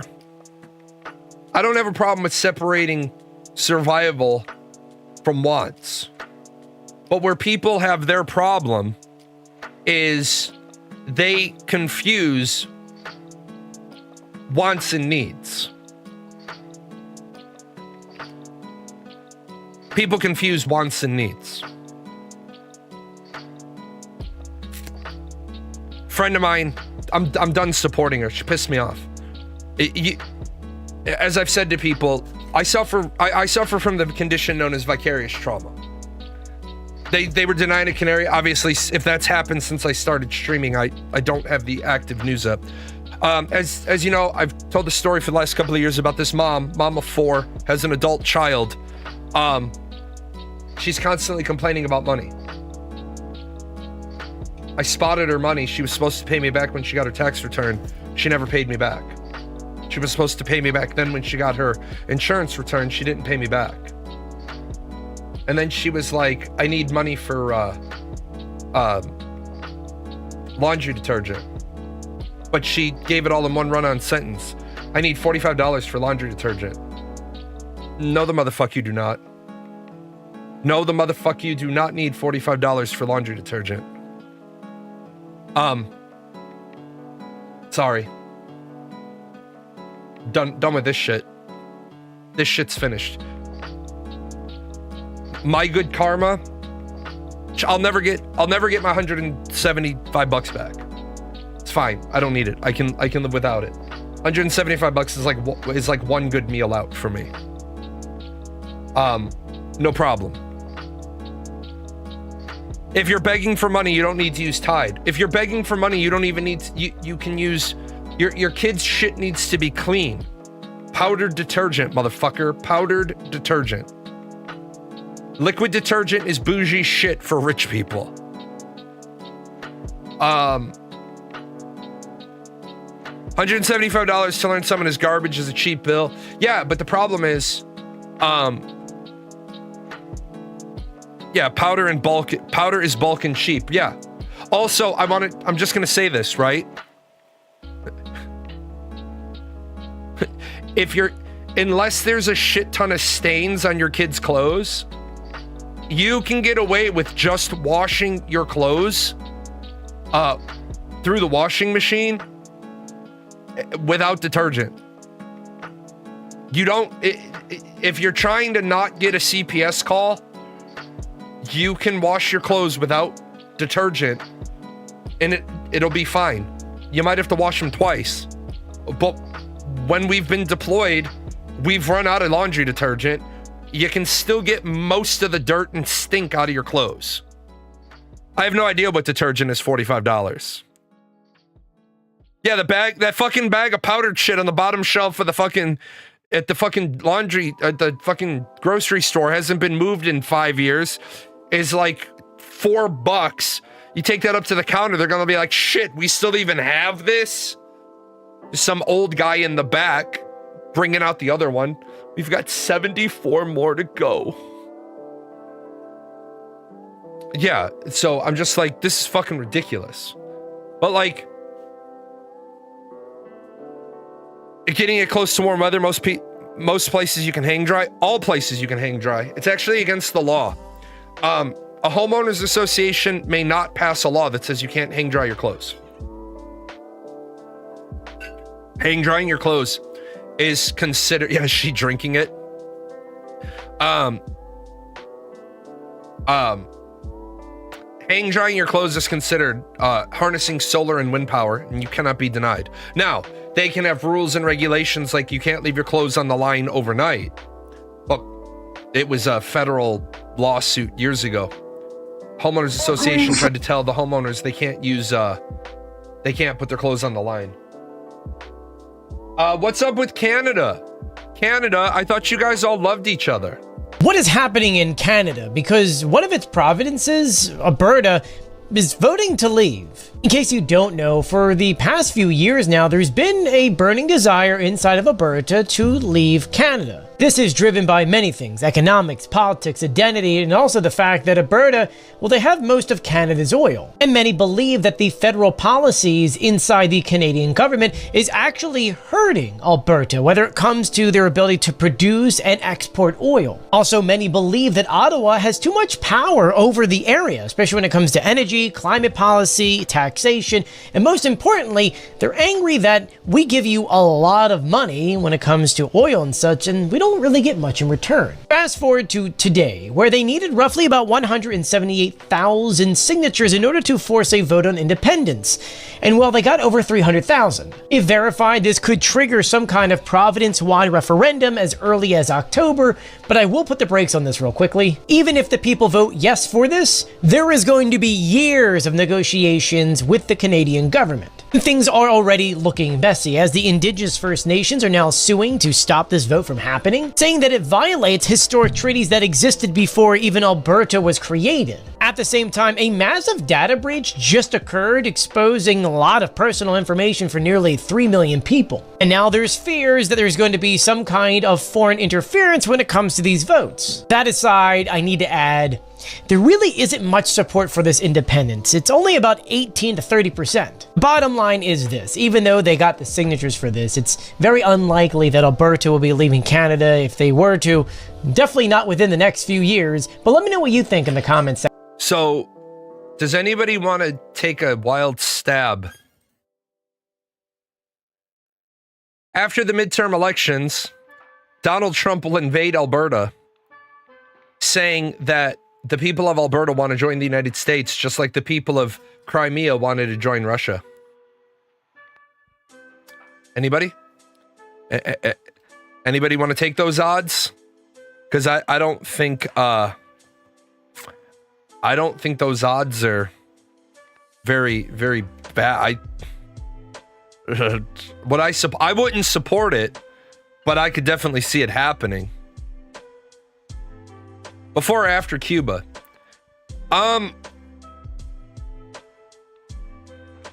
Here's the problem, though. Why the fuck would we want Cuba? We will benefit from it? No, we won't benefit from it. We won't benefit from it. The oil companies will benefit from it. We won't benefit from it. The average person doesn't benefit from it. We don't see here. The problem is we don't benefit from it at all. Why is our gas price going up and up and up and up and up? Because they say it's because of the lack of Middle East oil. Okay, so the lack of Middle East oil is why gas prices are going up and up and up and up and up. But we export 4 million barrels of oil a day. Spirit Airlines just went out of business because aviation fuel doubled. That's that piece that I was talking about. We can export 4 million barrels of oil a day, because we don't have the Middle Eastern oil to do the blend to get more aviation fuel out of our fuel. Our fuel is very fucking dirty. That's Biden's fault. What's Biden's fault? Let me stop you. You can't say that's Biden's fault. What's Biden's fault? Because Spirit Airlines. No, it's not. Hold on. Let's stop that shit. Spirit Airlines went out of business because aviation fuel. Spirit Airlines went out of business for one reason and one reason only. Aviation fuel jumped from $2.54 to $4.16. Spirit Airlines had money on the books to operate through for a while. But then aviation fuel doubled. Now, the administration blamed Biden. Biden's administration did block a merger between Spirit and JetBlue. That is true. That is true. But Spirit Airlines was operating in the red, but they were operating. U.S. exports sweet crude oil, but the U.S. refineries are dying for heavy crude processing from South America and Middle East countries. That is too broad of a statement to be accurate. We can process both. We mix. We take a mix. Also, what you do is you take the mix and you get a better blend. Both products, the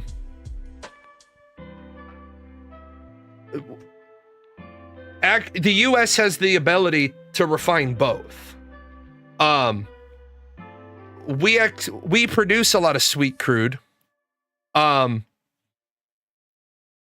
refineries that we have in the Gulf Coast are for heavy sour crude because that's what we import from Venezuela, Saudi Arabia, Iraq, and Colombia. Yeah, we have more heavy crude processing. That is correct. We export a light sweet crude. But we prefer to blend because then we get more aviation fuel, especially the top cut of aviation fuel, which we need for certain aircraft. And then we have less at the bottom heavy fuel oil. We like the blend because it gives us more of everything and less of the shit at the bottom. But the trick is Maryland lawmakers demand answers from Air Force about jet fuel. Fuck, not it. Hold on, I want to see if they mention this right here, guys. This is what I used to do. I'll look at this one because this is exactly what my job used to be. Maryland lawmaker. Okay, go away. I don't care about your thing. Maryland lawmakers are asking the Air Force to answer questions about 32,000-gallon jet fuel spill at Joint Base Andrews that prompted an investigation and cleanup effort. State delegates wrote a letter to Secretary of Air Force claiming there's been a lack of transparency. Leaders said, oh shit, 20 gallons of fuel being released, contaminating the soil outside the base at the waters. Bees, bunnies, and water. You never spill it on the bees, bunnies, and waters. According to the letter, Air Force failure to promptly notify for many weeks prevented MDE from implementing measures. Yeah, that's really bad. If it's outside the base, you call immediately. In fact, you call the base CE person. EPA and National Response Center were notified of leak.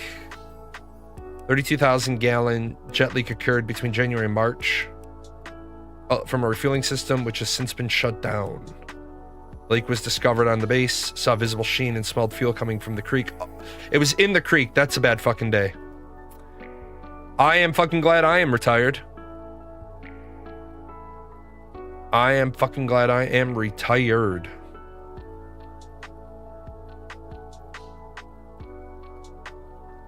So, all these questions that you see right here, I would be in my office right now answering all of these, writing these up from my boss if I was still doing my old job. If it made it into the watershed, that's a really, really bad fucking thing. How does that happen? Okay, so what happens is, so you have a flight line, right? And on the flight line, you have what are known as pits. And from this pit, you bring an R12 up, which is a refueling vehicle that connects to the pit and it connects to the plane. And then this system is connected to a big storage tank. And so this is basically a mobile pump. You can also do this with a pantograph, but it's easier to do it with the truck. So what happens is you've got, for every pit in sequence, they're all tied in together, right? But you might have flight line you might have 3 miles of flight line one way. You might have 8 miles of flight line shit all the way down because you've got runways that run different directions. So you get a little tiny leak in the pipeline and you don't notice it.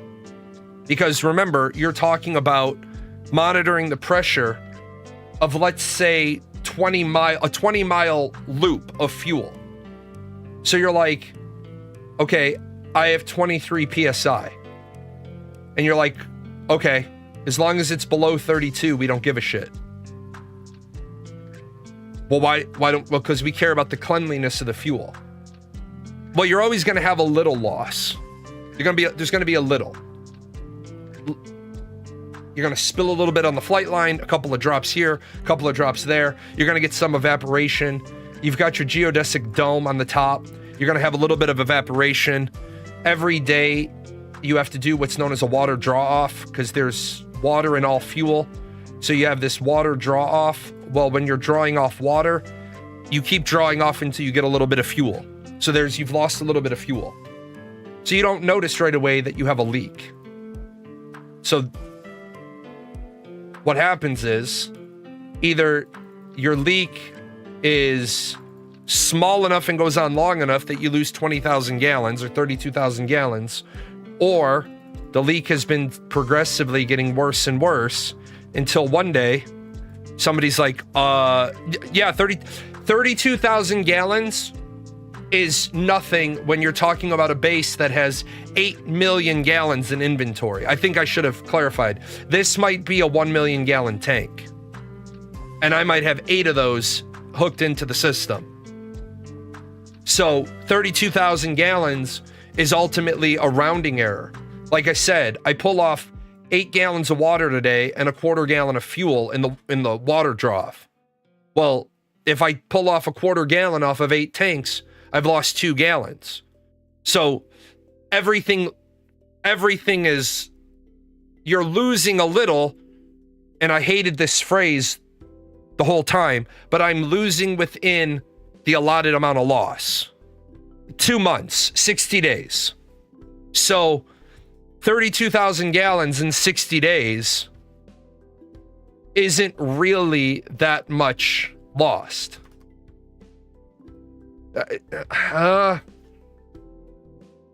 Yeah, 533 gallons. So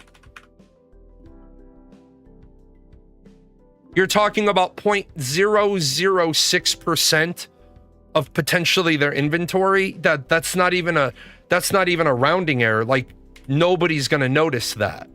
Now, what you're going to notice is you're supposed to be doing your inspections all around your facility all the time.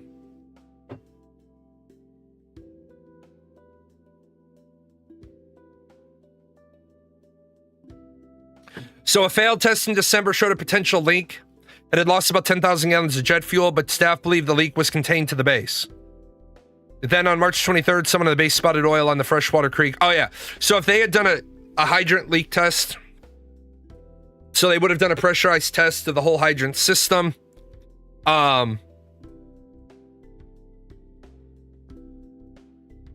Without going into detail, I would have shut them down and visited personally. If they failed a test in December, since it's AFDW, I would have been there the next day. 60 days though, no inspection. You're inspecting every day, but like I said, the quantity is so small. The quantity of fuel is 0.006%. because you're losing a little here, you're losing a little there. Remember, if you have R11s, which AFDW has, you're losing it when you purge your tanks. 32,000 gallons seems like a lot. In the grand scheme of things, at Andrews, it's not a lot. But if they found a leak, if they did a pressure test, they found a leak, and they thought it was contained to the base, then someone fucked the pooch. Which is why I'm glad that I am not sitting in that seat today. Because that is the sort of question that senators start asking, and they don't like when you don't have good answers. What is happening in Canada?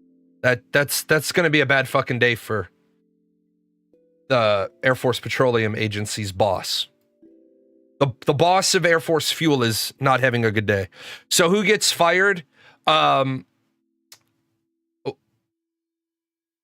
The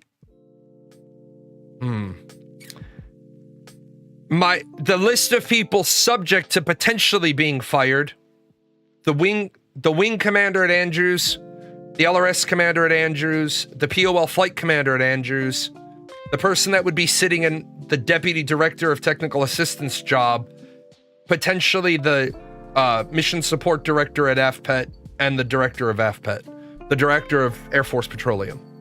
So there's like 6 people whose careers could be on the chopping block on this one. There is a big rule in the book, and it's in the TO that I wrote. Bees, bunnies, and water. If any of these 3 things are going to be impacted, these are the agencies you call. You do not delay. If you spill it in a dike, a containment system, you don't have to call, because it's not going to impact bees, bunnies, or water. But if it's going to impact the bees, the bunnies, or the water, you make the call. It sucks. It sucks ass. But you make the phone call. You'd rather get your hands slapped and not be eligible for CGO of the quarter or whatever of the quarter than be facing environmental fines. Since they failed the inspection, they may or may not have ignored the issue. Is there any criminal liability considered they poisoned a waterway? That is a great fucking question, and the answer is yes. Every one of the 6 people that I mentioned is an officer. So each one of those 6 people is subject to conduct unbecoming of an officer, which is in and of itself is a court-martialable offense. When it comes to petroleum, all of the key players have to be officers. There's enlisted that are in charge of the facilities and the infrastructure, but the liability, like, it'll be like an E7 to an E9, that's the accountant, but the flight commander has to sign the accountant's ledger. So there's going to be this small missing amount of fuel every day. The accountant prepares it, but the flight commander has to sign it. Probably no one. They will just spread the blame around so much it would be considered unfeasible to eliminate all of them, and not enough blame on a single person to fire just one. Oh no, to fire out of the military, yes, but I guarantee the POL flight commander at Andrews will no longer be the flight commander. That at a very minimum, that person is going to not be in that job anymore.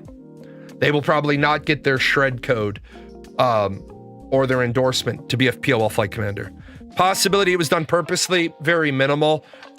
Sabotaging anything on a military base is almost impossible because we have multiple levels of checks and balances, and there are things that skip the chain of command on certain shifts. So, like, for example, the one night I got a call, I was laying in bed, it was 3 o'clock in the morning, and my boss called me and says, "Where are you?"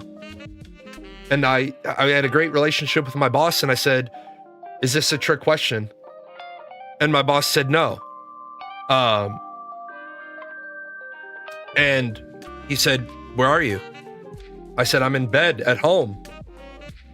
I'm not due on station for 90 minutes. He's like, "There's a fuel leak." Okay, well, why aren't you here? They don't need me. He's like, "Well, you need to get up here." So I get dressed. I look outside. It's raining. I put on my poncho. I put on my waterproof pants. I put on my waterproof boots. I drive up there. There's all sorts of fucking people everywhere. I walk up. What am I here for? Well, why aren't you here? I looked at my guy. I said, why am I not here? He said the leak is under 50,000 gallons. I said, is it all contained to the dike? He said, yeah. I said, I'm going to get you guys coffee and donuts. I'll be back later. My boss is like, where are you going? To get them coffee and donuts. Like, sir, I'm not understanding. Why are you here?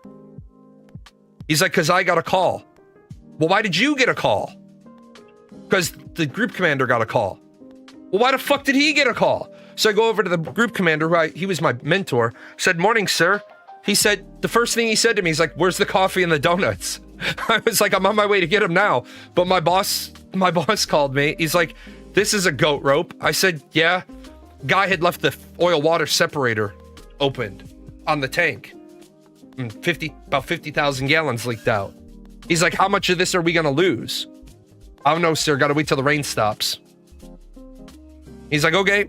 He's like, I'm going home. I'm going back to bed. Because he lived on base. People freak out a lot. But covering shit up is hard. Yeah, you could say that, but then there's the George Washington. We'll leave that one. Leave that one alone. Let's see. Cover this one. We're not here to beg Walgreens to stay. Oh no, this is. I didn't show that one. I showed the other two. I'm gonna play this one.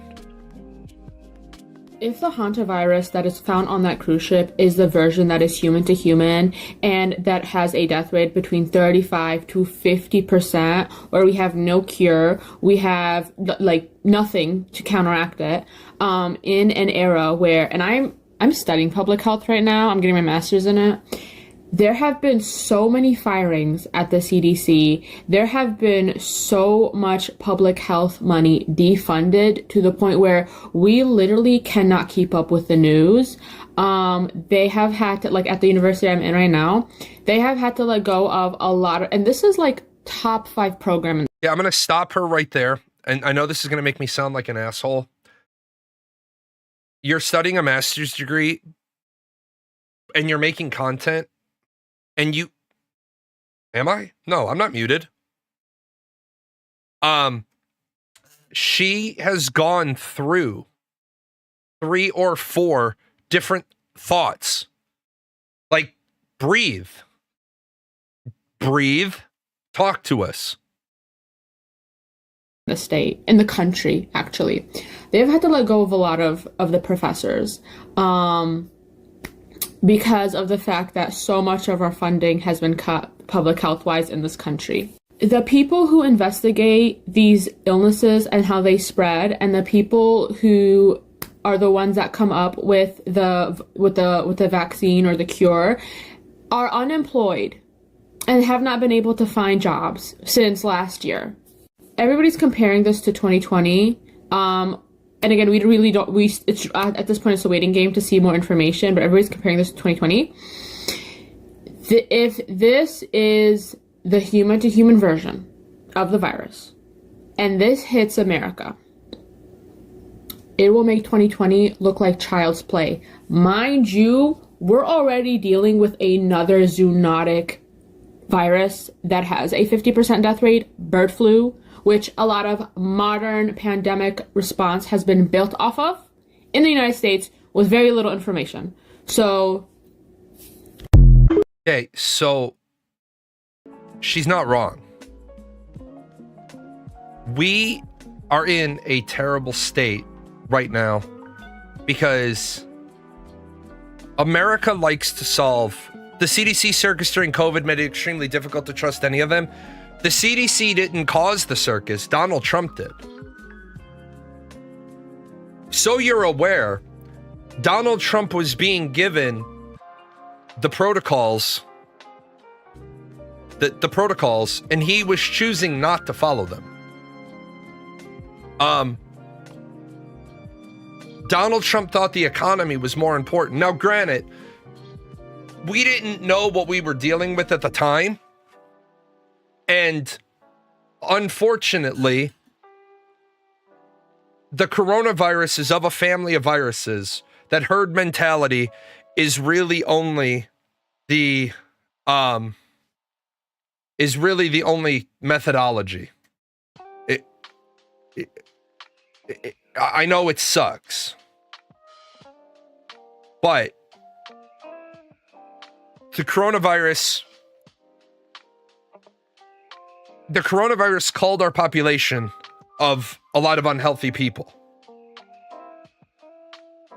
But it showed us a big problem with our healthcare response system. Now that we know that it's the Andes version of Hanta, this is the human-to-human contact version. Didn't he try and shut down international airports at first? A Democratic governor sued and had them reopened at the worst possible time? No.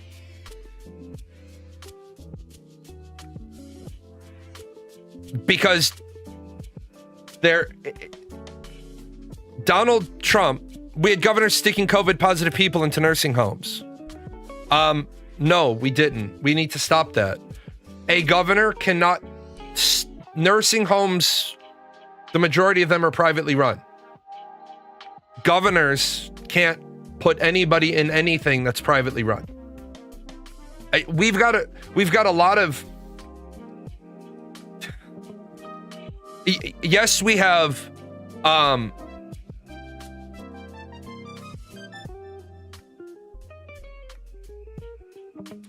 yes, we have governors that make decisions based on things that they control, but we have to recognize that there are state-run facilities and privately run facilities. So, yeah, there might be cases out there where governors put people into publicly run facilities. But Donald Trump was the one who delayed shutting down international travel. We were allowing international travel well into February. But the problem with something like COVID-19 is an incubation period of up to 40 days. There's nothing you're going to be able to do with that. You can be symptomatic, or you could be non-symptomatic but contagious. One of the best things Trump did his first term was put a ton of effort and energy into a vaccine. Trump didn't do any of that. The vaccine that was developed for COVID-19 by all of the three different vaccines were already being developed for SARS and MERS. You don't do a decade's worth of vaccine research in 9 months. Very fortunately, COVID-19 is in the same family as SARS and MERS. And SARS and MERS, we have to develop. He did remove red tape, though, which wasn't exactly great. I'm one of the people who wishes the red tape stayed in place. This is anecdotal, but what I will share with you is this. Up until 6 years ago, I was a runner. Up until COVID-19, I got the vaccine, I was a runner. Still running 3 to 5 miles.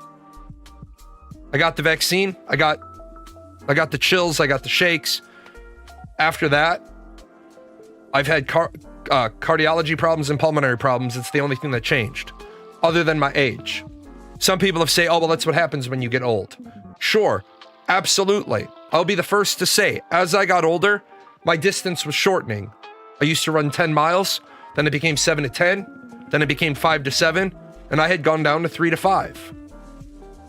But I went from 3 to 5 to not being able to go up a flight of stairs without losing my breath.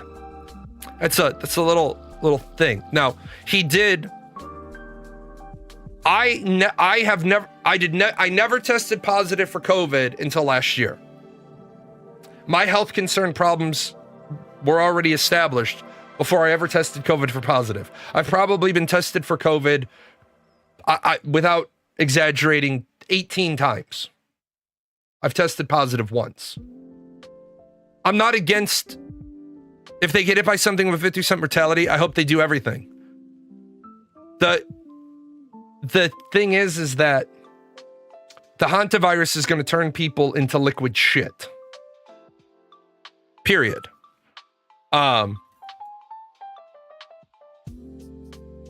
The Hanta virus is going to kill people.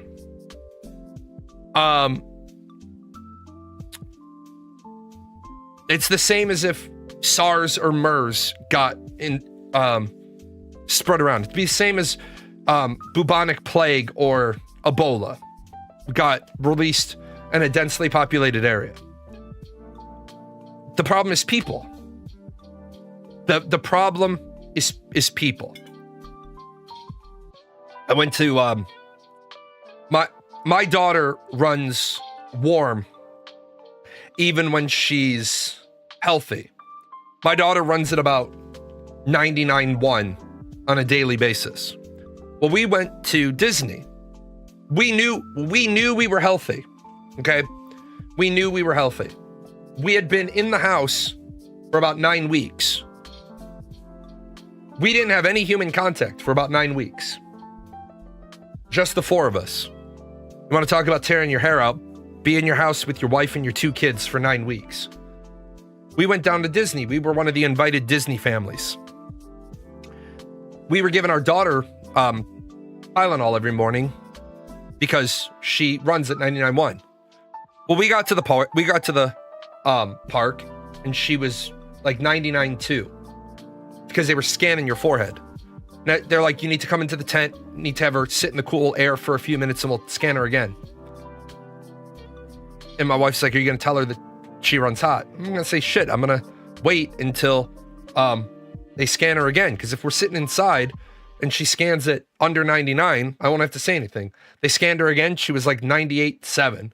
They were like, okay, have a good day. I had the note from her doctor. I had all the stuff. I'm not going to share that with them until I need it. But then you're at Disney, right? Last year, there's people that are sick. There's people that know they're sick. You hear people talking about they're sick. I couldn't reschedule because I couldn't get my money back. Like the assholes who get on a plane, they're sitting in the waiting area to get on a plane and they're sneezing and coughing and they're talking about how they feel like shit. I wish that you could walk up to the fucking little counter and say, hey, that person right there, they've been coughing, they've been sneezing, they've been saying that they're sick. They shouldn't be allowed to get on board a metal tube that everybody's going to be right around them. Like, you're getting everybody around you sick, asshole. Like, don't get on the fucking plane. Have some common decency. But we don't have common decency. And now we don't have, like, you would think, since we're still being affected by all these strains of COVID, norovirus, this was a terrible year for respiratory infections. You think that we would be increasing the number of public health people we have? But no. We've got budget cuts. Or the people who film themselves going to grocery stores while sick, purposely coughing on shit. Yeah. The people that were licking stuff. I hate the world we live in. I absolutely hate the world we live in. I always hated people who came to work sick because they spread it around. Yeah. Speaking of people that I hate people like this. When you first check into your room, this is what you do. You call the front desk. Hello. Oh yeah, I just checked in, room 420, and our room smells like weed. Yeah, it's fine. We don't mind the smell. We just don't want to get charged the charge. Yeah. All right, thank you so much. Have a great day. And that's all you got to do. First of all, this dude's a fucking asshole. Okay? This dude's a fucking asshole. Second, because what he's doing is he's gonna vape or smoke weed in the room. Right? He's gonna vape or smoke weed in the room. He doesn't want to get charged. Second of all, don't do this shit. Don't do this. Because, right? Management is probably on their way up. Even if you've said, no, we don't mind, no, we don't want to switch rooms, management is probably on their way up. And they're going to love nothing more than to walk in and see the vape cloud or see the smoke. If you're the fucking type of douchebag that goes into a fucking hotel and smokes, I hope they send the $975 cleaning bill right against your credit card. That reeks of ordering something on DoorDash and sending a report ticket saying you didn't receive the order. Yeah, exactly. Bet he didn't even call. Yeah, he probably didn't call. This is that shit. It's just for Instagram. Exactly. It's just for TikTok. Just for social media. But even if it's not, remember, now people don't like me because I say the people at the bottom need to worry about fixing the problem. The people on the bottom need to find this guy, take him out back, and beat him with a fucking sack full of doorknobs. Because you're the reason why hotel rates go up. Hotel rates go up because when the hotel has to clean the room now, well, you're like, well, if hotels didn't charge that much. Well, the hotel, people have got to remember this. Hotels don't exactly make a huge profit. People get confused and they'll see a hotel with 100 rooms, right? They'll see a hotel with 100 rooms and they're sold out. And the rooms are $99 a night. So those people will say, okay, so this hotel made $9,900 today. Okay, but they have staff, right? They have costs, laundry detergent, carpet shampooing, right? They have the building to pay off. They have property taxes. The average person has never owned their own business, so they don't understand the difference between revenue and profit.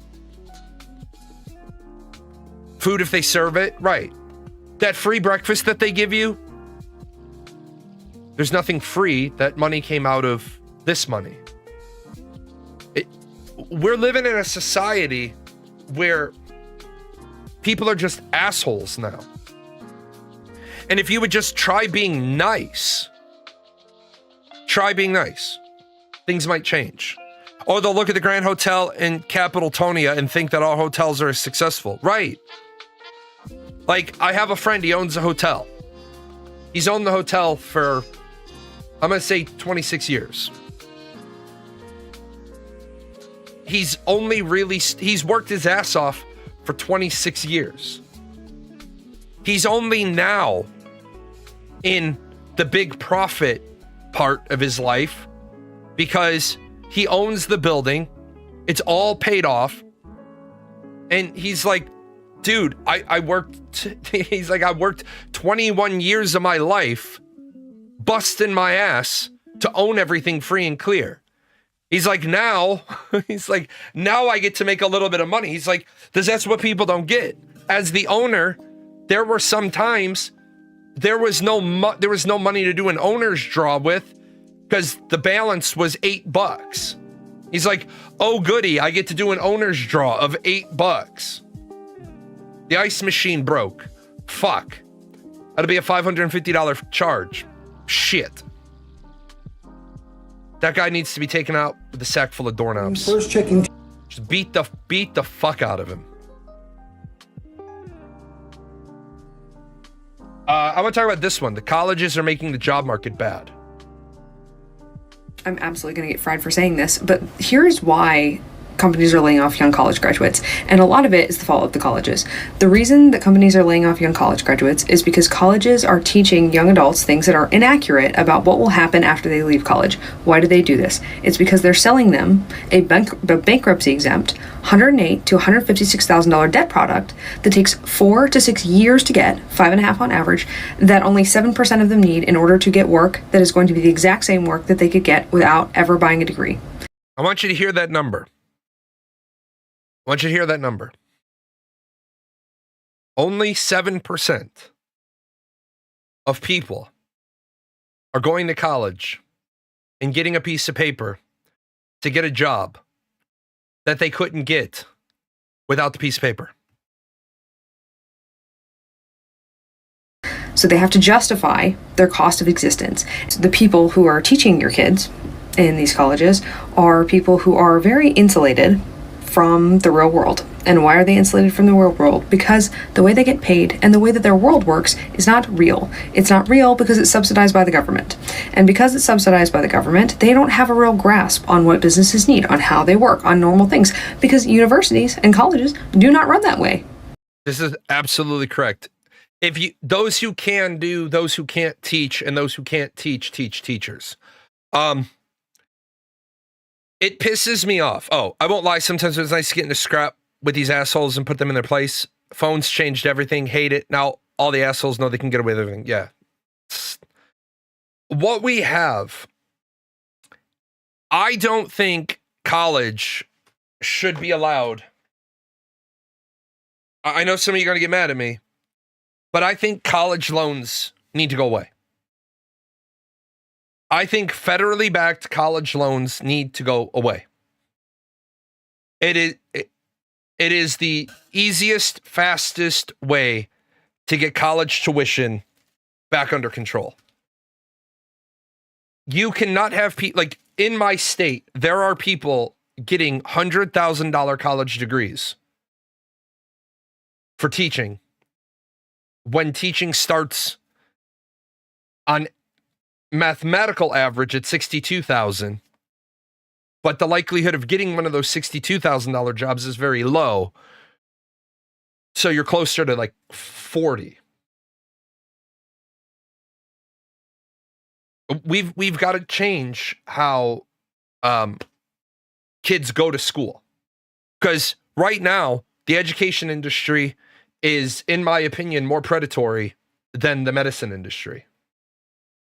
They just don't do that. It's just not how they work. While they are businesses, even if they're nonprofits, while they are businesses, they do not run in the same world because they are so heavily subsidized by all of us. And so your kids get into college and they are being taught by people who have zero concept of what they're going to encounter after they get out into the workforce. They teach them capitalism is evil, and then they teach them that they're going to make $100,000 at their first entry-level job.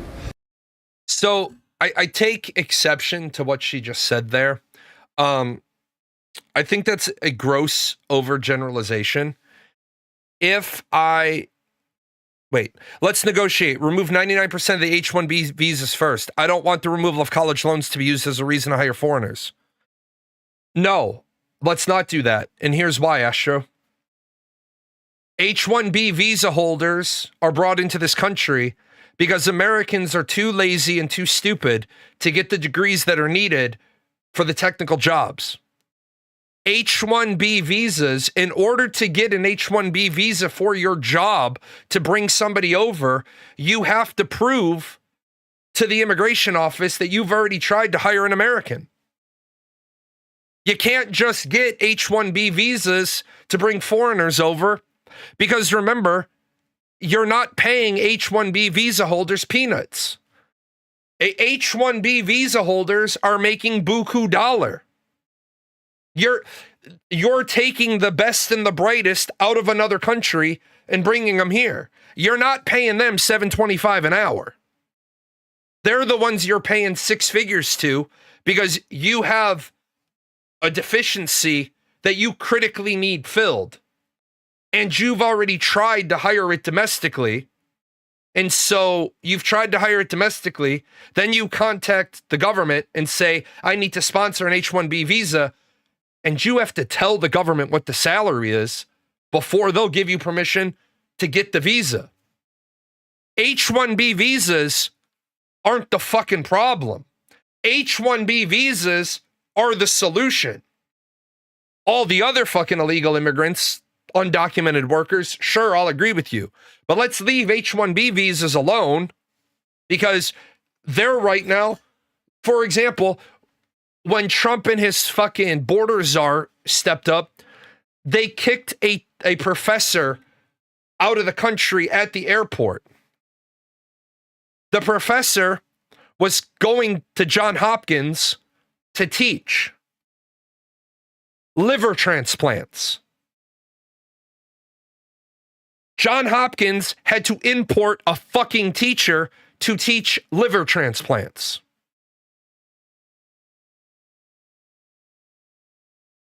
What? We don't have enough medical school teachers. You didn't get an H-1B. Show me I need to see an H-1B visa to clean rooms. I don't believe you. I don't believe you got an H-1B visa to clean rooms. Don't believe you at all. I don't believe you were able to contact the government to get an H-1B visa for a janitor. I'm sorry. You might have that person cleaning rooms, but I know you didn't submit the paperwork to say, I'm asking for an H-1B visa for a janitor, because an H-1B visa has a minimum education requirement of a bachelor's degree. So either you've defrauded the government, or you have that person doing a job that you brought them not inside of the visa you brought them for. But either way, you didn't get an H-1B visa for a janitor job. Just give me the visa number. I'll look it up in the database, because anybody can look up all H-1B visas. So, yeah, H-1B visa to clean nuclear waste, sure. H-1B visa for, a lab, maybe. But a janitor, nah. Nope. Somewhere along the line too, including business and economics majors coming out of college right now, they have no idea how much it costs businesses to hire them. Do you think like that's something that all college students should be taught? The reason this matters is because the people who are able to hire you, by and large, are small to medium-sized businesses. Those account for almost 80% of the job listings of the jobs in our country are small to medium-sized businesses. And colleges are teaching kids, you're going to come out and make $100,000. Then they are sending these young college graduates to these small and medium-sized businesses thinking, I worked at a hotel for one summer. The agency took care of the documentation. Then you weren't on an H-1B visa. You were on a different type of visa, but it wasn't an H-1B visa. An H-1B visa is a visa. Number one, you have to try to source it domestically, because you have to prove you tried to source it domestically. When you can't fill it, you contact the government, go into the lottery, because you have to document your need, right? And H-1B visas are job qualifications that require a bachelor's degree or higher. There's lots of visas. H-1B visas are a very specific visa. There's like fucking 90 different types of work visas. Yeah, it sounds more like an H-2B visa. H-1B visas are bachelor level required. So if you were like just working in a hotel for one summer, that doesn't even qualify for an H-1B visa. Yeah, I have a degree, okay? Oh, let me look if I still have some documents. Yeah. Go look up what documents it was. Because if you worked at a hotel, it wouldn't have been an H-1B visa. I think that capitalism is evil, which is kind of hilarious, because the only reason they exist is because they're leeching off of a capitalist system, but whatever. Being subsidized by the government is not capitalism. But anyway, my point being here that then these colleges are sending these kids who they taught all of this to these small to medium-sized businesses, and they're sending them with inaccurate market available wage expectations, which didn't change that much from the time that they started in college, because it was only 4 to 6 years ago. So it's not like it's drastically different, a couple $1,000s, a couple $100 difference. And that's how it's been forever. I know, inflation, cost of living, all of those things. This is not a statement on how much people should get paid. This is just wages don't go up that much. They never have. It's never been like, oh, the next year it goes up $10,000. It's just not how it works. That right there. Let's go back to training and teaching your employees. Yes, let's go back to that. Let's go back to, instead of requiring everybody to get a college degree, let's go back to teaching people right out of high school. But then they're going to say, but the kids coming out of high school aren't teachable. Cool, then let's fix high schools. Remember I said we look at a problem, we talk about the problem, we fix the problem. Let's stop putting, like, I want you to be able to run a mile, but I want you to be able, without ever teaching you how to run a mile, I want you to start wearing a 50-pound weight vest and dragging a 75-pound weight sled. It is a hell of a lot harder to start learning to run with a 50-pound weight vest dragging a 70-pound sled than if somebody just taught you how to run. Now, well, when does the weight vest come in? When you need to get better. I'm not saying those are bad tools. I'm saying, hey, you're really good at this. Fei Lin, you came out of high school and you came to us and you're really, really good at math. Of all the 50 people we hired, you're really good at math. We're going to send you to university. Why? Because you've already shown you can crawl, you can walk, you can run, you can sprint. Now we're going to send you to university to learn calculus and advanced beyond calculus. So if Fei Lin's going to be like, I can run, then he's going to get to university. They're going to put a weight vest on him and this weight sled. And he's going to like, shit, this is fucking hard. But I can do it because I already know my basic math. You got kids going to fucking college that don't know what the fuck they're doing. They think they're going to get out making six figures. Yeah, I know. I'm just using you as a talking example. You're the math guy. It's like, my dad sat me down with this, which I'm very thankful. My dad said to me, how much do you think you're going to make when you get out of school? And I said, I'm probably going to make about 65 to 70,000 a year.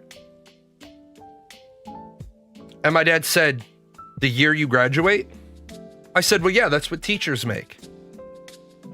My dad said, when do teachers make that?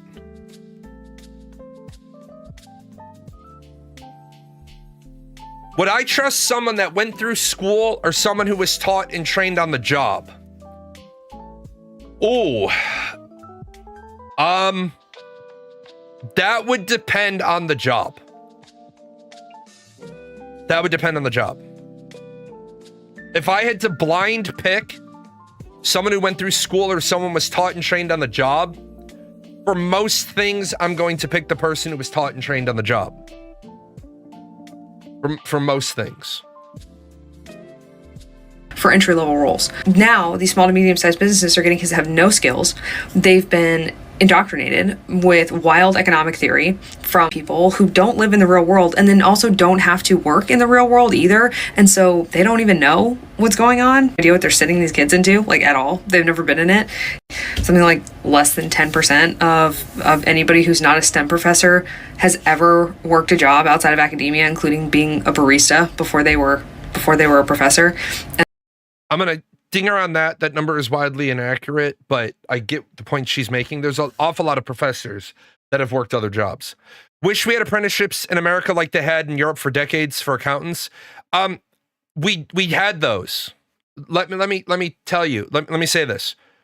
We had them, and I had 2 very amazing internships. We had them. And do you know what people did?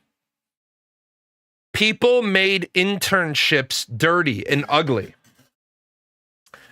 My freshman year, I had 2 internships in 3 years of college. I only had 3 years of college because I started college as a sophomore. So I had 2 internships and then my student teaching, which counts as my 3rd internship. I did internships which I thought were invaluable.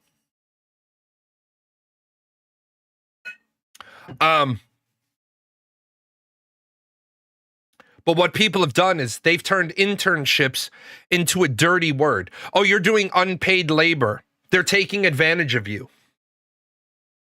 At my internship, I learned so much in one internship.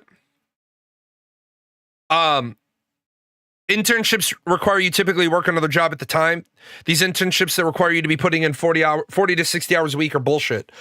Okay. So that I agree with. I do agree with that.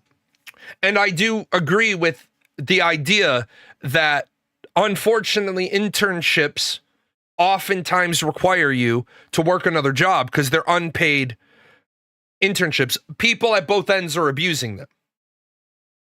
So, yeah, do I think internships should provide room and board as old school apprenticeships used to? Yes, I think internships should pay. Internships, I can't leave this screen or I reset the video. So here's you.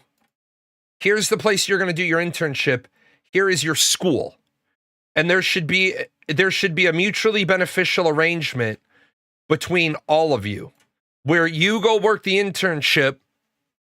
The internship helps you indirectly by offsetting your costs at your university for your room, your board, your credit hours, whatever. They may not pay you directly. I agree unpaid internships are not a good thing, but I also don't agree that they should be on the hook for paying you directly. It would be nice if they gave you a little something so that you don't have to work a second job. But I went to my I went to my internship, and I learned so much. I learned onboarding people, so I learned the cost of hiring somebody. I learned why you eliminate somebody in the hiring process. Because remember, when I send you for a drug test, I incur the $25 cost. Well,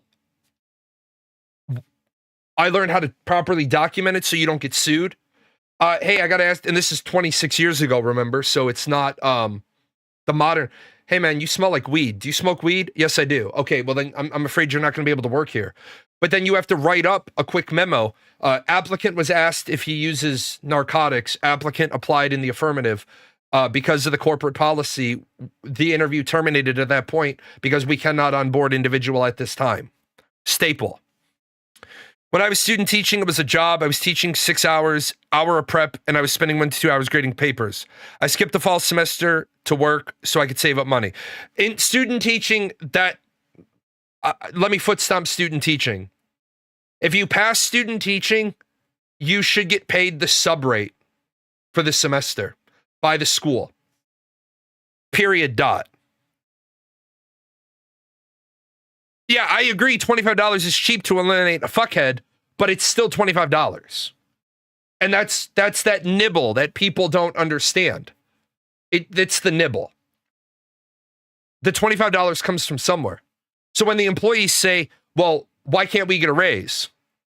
Why can't we get more workers? Well, I'm trying to get you workers onboarded. I've interviewed 100 people this week. I've sent 10 for drug tests. 1 passed. So I'm out $250.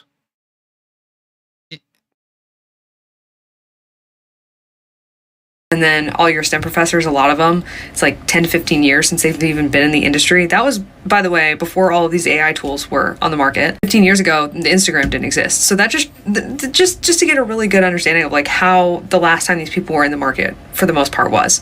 There's rare exceptions. You know, you have some adjuncts, some professors of practice that might have been in the market a little bit more. I have no idea what they're sending your kids into, like not at all. They have no concept of what needs to get done. They have no concept of how businesses work. They have no concept about how employment outside of academia works. And because of that, they just don't know how to equip them. And the way that they're equipping them currently is they're unequipping them, which is sending them out with unrealistic expectations, because then they get into the work environment and they're already transitioning out of college, which is a very carefully engineered bubble to keep them there, to keep them spending money, because a graduated student is lost money. And so they want to keep them on campus as much as they possibly can. Don't stop buying paper, whatever you do. So they send them out into the market. Inaccurate wage expectations. They send them out into the market unequipped with any employable skills. They send them out into the market and they leave this nice engineered bubble and they hate the work environment. Of course they do. They were just allowed to, go study at they were able to go sit in the quad. They were able to go to the library. They had some flexibility in their schedule. Like they lived in a dorm. They lived in not the world by themselves in an apartment where they got to pay rent and all this stuff. It's just different. It's a big one for me, why I hate what universities do. Now, you can call me an asshole, you can call me a stickler, you can call me whatever. But when I taught, because I was an officer during the day, I taught at night. Because the university on the base could only offer classes if they had an instructor. Well, I have a master's degree, which means I can teach any course that appears on my transcripts. Because I have a master's degree in education specifically, I can teach any course title I've taken. I can't, how can I say this? I can teach English 101 and English 102. I cannot teach anything other. If you call it anything other than English 101 or English 102, I cannot teach COM 101. If your university calls it COM 101, I cannot teach it.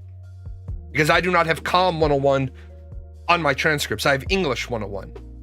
So there was a university for the airmen on the base, the airmen and the sergeants. They said, if you're willing to teach, there's a couple of things on your transcripts that we can have you teach and it would help. I said, okay. But when I teach for the military, I'm a little bit more lenient because I understand if they're walking in uniform, they can always come in late. Why? Because if they're walking in uniform, they haven't even had a chance to change yet. They've made getting to class their priority. When I was teaching in the civilian world, I had class starts at 5 o'clock at night because I taught after I taught all day. The door closes at 5. The door will open at 6:15 when we take our dinner break. If you're not in by 5, you have an important choice to make. Sit around for an hour and 15 minutes and catch the second half of class, or fuck off and go home. Well, I got asked once by my supervising teacher, why do you not open the door after 5? Because, they're going to be teachers. And you can't have kids just wandering around the fucking school building. And classroom management is a really important skill set. And how can we hope to teach people to manage classrooms if they can't manage themselves to get their ass to the class as a student? If they can't manage their ass into a classroom on time as a student, they have no business being in the front of the room as the teacher. I got negative feedback every semester. Mr. Jalan is a pain in the ass. He doesn't let us in if we're late. He doesn't let us in if we're late getting back from dinner. He's not flexible. He's rigid. My supervising professor showed me that. Handed it back. I said, I take all those as compliments. What criticisms do you have? Hiring people at jobs. Because Bob, they're Bob and Teresa and Mary and Jim, all their teachers at school, let them walk in 15 minutes late. So they get to their job and they walk in late. I had one teacher that I was like, if they are teaching in class, I'm in the hallway since they could not manage a class. Yeah. Can't you get an H-1B just for having a lot of work experience in a job instead of needing a bachelor's? I'm sure, maybe, possibly. I'm pretty certain H-1B visas, though, require a bachelor's or higher level. Like I said, there's a fuck ton of different visa requirements or visa levels. If you don't have a bachelor's degree and you have a lot of work experience, you just get a different type of work visa. H-1B visas are very specific. Yeah, without looking it up and going through it, I'm 95% sure the requirement for that visa is the degree. Otherwise, it's an H-2B visa or one of many other. Like, you can get a work visa.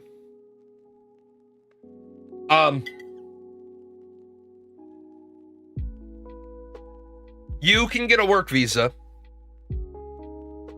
to be to do anything. Just come into the country and work. What would you say if a student got there at 5:15 and let you know they got in an accident and still managed to make it but was 15 minutes late? That's a great question, and it falls into the exceptions policy, which I'm glad you asked about. If they were in an accident, they'd have a ticket. If they have the ticket, just slide it under the door. When I see it, I'll open the door. because that's an extenuating circumstance. That's not you're running late. That's you got pulled over. Shit happens. I used to laugh at people. Speeding ticket is a great way to get into class because it showed you were trying to get here. Said don't speed though. I said also, the other thing you can do is if you know you're running late, I have a phone. Call it. But I used to tell people, you know where the fuck you're supposed to be. It's 1 day a week you have class. You know where you're supposed to be. You can't help a car accident, right? Acts of God, right? Also, I had a girl once show up about 30 minutes late. Yeah, don't call me at 5 saying you're late, because at 5 I'm already in my classroom. I had a girl once, she had a great reason. She walked up, she knocked on the door. I opened the door.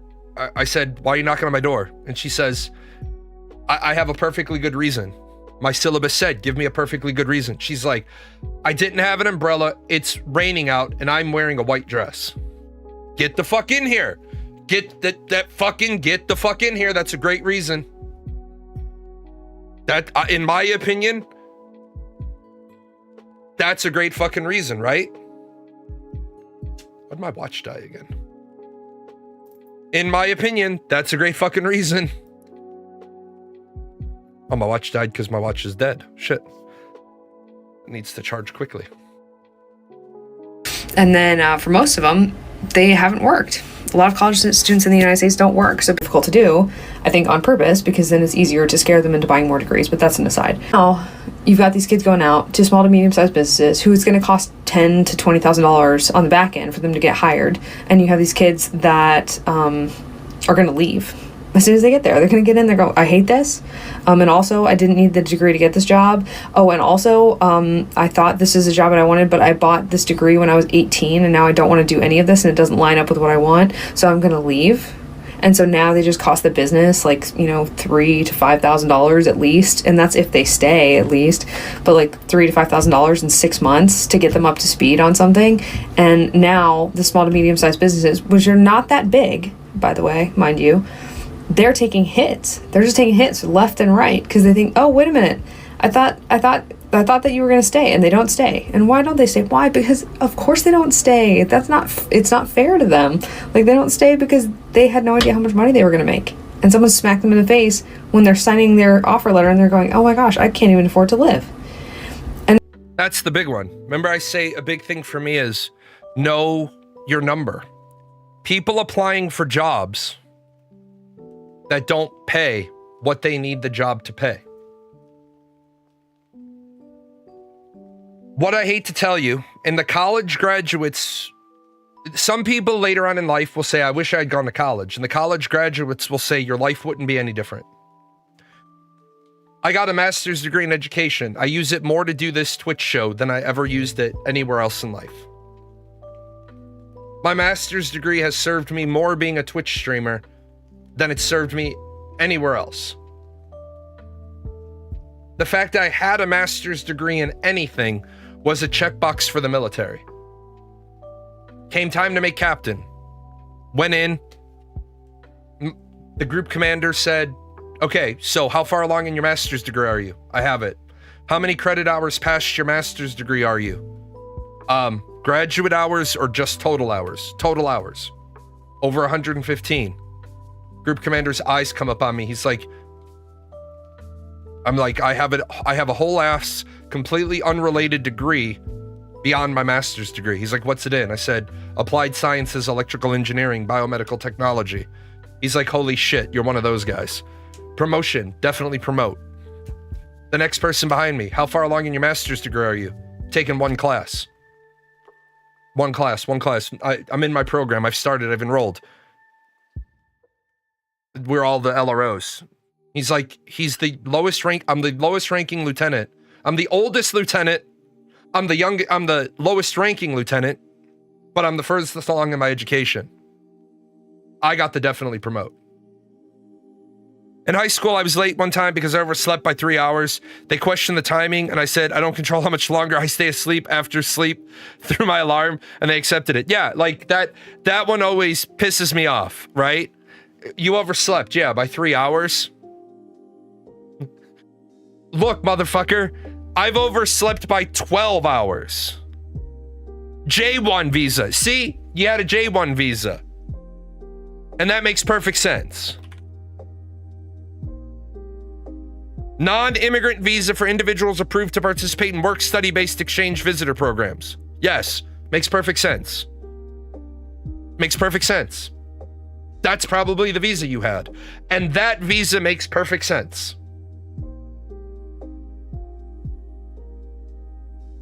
It's a work-study visa, yes. It's a specific, and that's what they said. They worked for a summer. Specific work-study exchange visitor program. Interns, researchers, camps, counselors, cultural exchange. But that particular visa, I would believe, if you told me you have a J1 visa and you ended up working in a hotel, I would believe that. Why? Because we don't give a shit about people with that visa. And we should. Yeah, we should. Oh, wait. Oh, I thought that was my cat's tail. We should. But we don't. We care about a handful of them. I think she brings up a lot of really good points. College is no longer what we need it to be. College is a fucking joke. College is an absolute joke. I'm going to play this one. It might loop. We're going to switch topics. This one might loop while I'm out of the room, but we're talking about people that are trying to be in charge of things don't know the 22nd Amendment. Mr. Mark, is President Trump eligible to run for president again in 2028? Senator, without considering all the facts and looking at everything, depending on what the situation is, this to me strikes as more of a hypothetical of something that could be. It's not a hypothetical. Has President Trump been elected president twice? President Trump has been certified the president of the United States 2 times. Is he eligible to run for a 3rd term under our Constitution? I would have to review the All I need to tell wording you of is it. the language of the constitutional amendment that makes it clear that no, he is not eligible to run for a 3rd term. Anybody else brave enough to say that the Constitution of the United States prevents President Trump from seeking a 3rd term? Anybody willing to apply the Constitution by its plain language in the 22nd Amendment? Nobody. All right, let's. Okay, so this right here. What's this certified language? Okay, so remember, you can win the election and not end up being appointed president. Everyone knows he can't run a 3rd time. No. See that salty bread? You're actually wrong. He can run a 3rd time.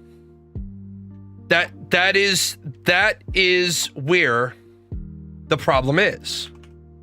He can run a 3rd time. He can run a 3rd time.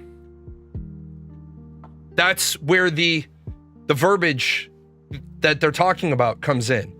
No person shall be elected to the office of the president more than twice.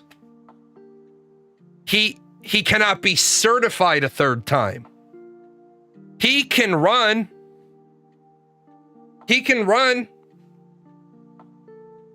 No president shall be elected to the office of the president more than twice, and no person who has held the office of president or acted as president for more than 2 years of a term to which some other person was elected shall be elected to the office of president more than once.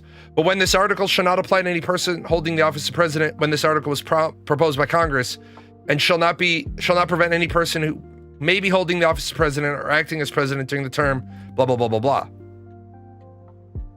This article shall be inoperative unless it has been ratified as an amendment, blah, blah, blah. The thing is that, so what happens if he wins the election but cannot be elected? Does it go to second in place? If he runs and wins, what happens? Well, now you're starting to run into the fucking problem. It's the Electoral College that casts their ballots. the electors certify the election? What if the electors decide to say fuck it and certify Trump?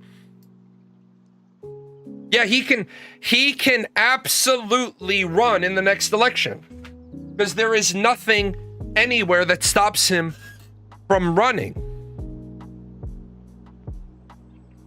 But he just can't be sworn in as president.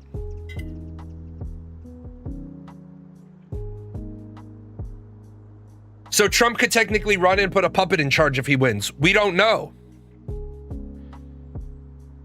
When they wrote the amendment, I bet they all thought to themselves, no one would ever be stupid enough to run when they can't be certified. Yes.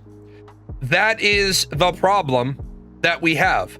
Our Constitution is written with the belief that people would act democratically, that people would act honorably.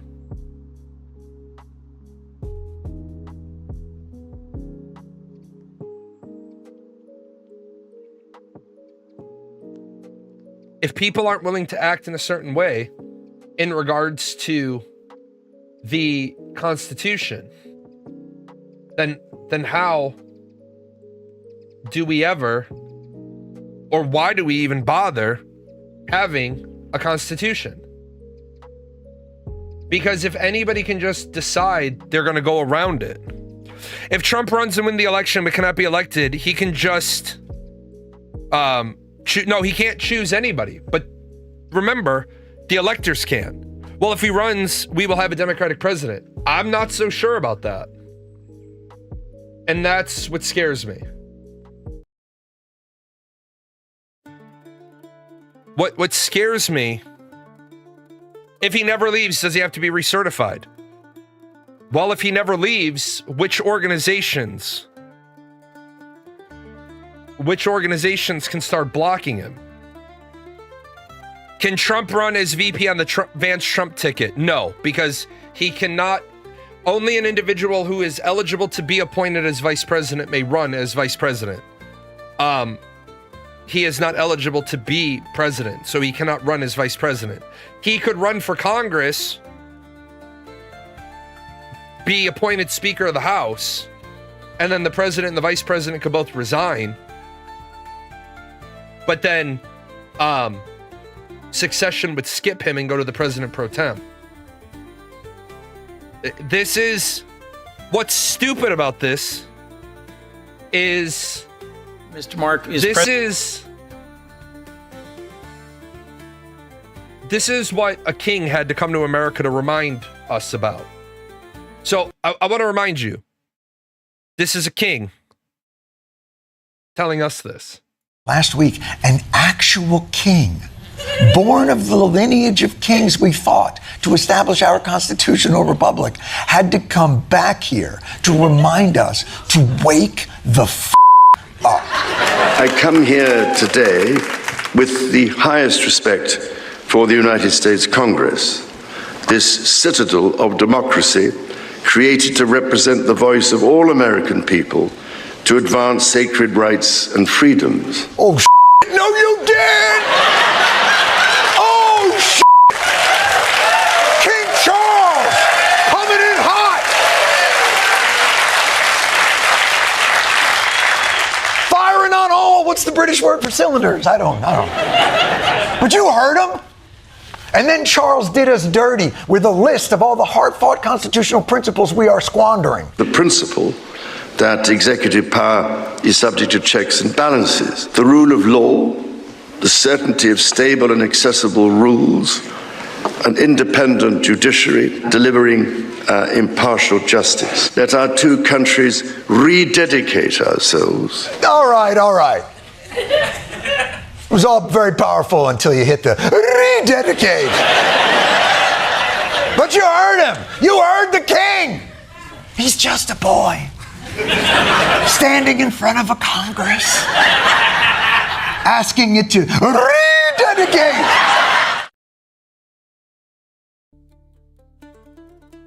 Could you imagine the founding fathers hearing the King of England speaking to the U.S. Congress and he's the one talking about upholding democracy?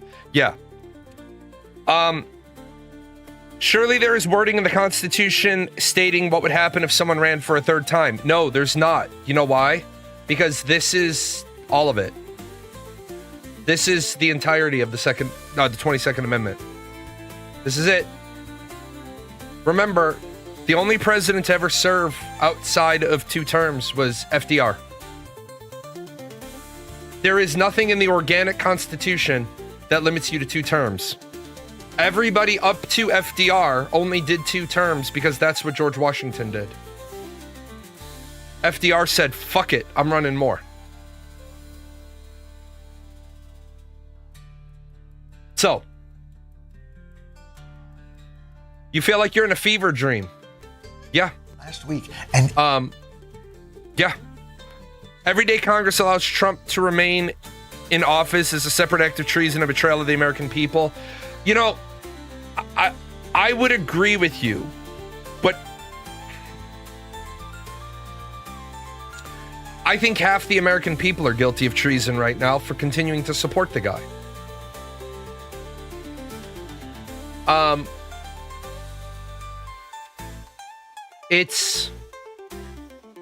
This shit is unreal.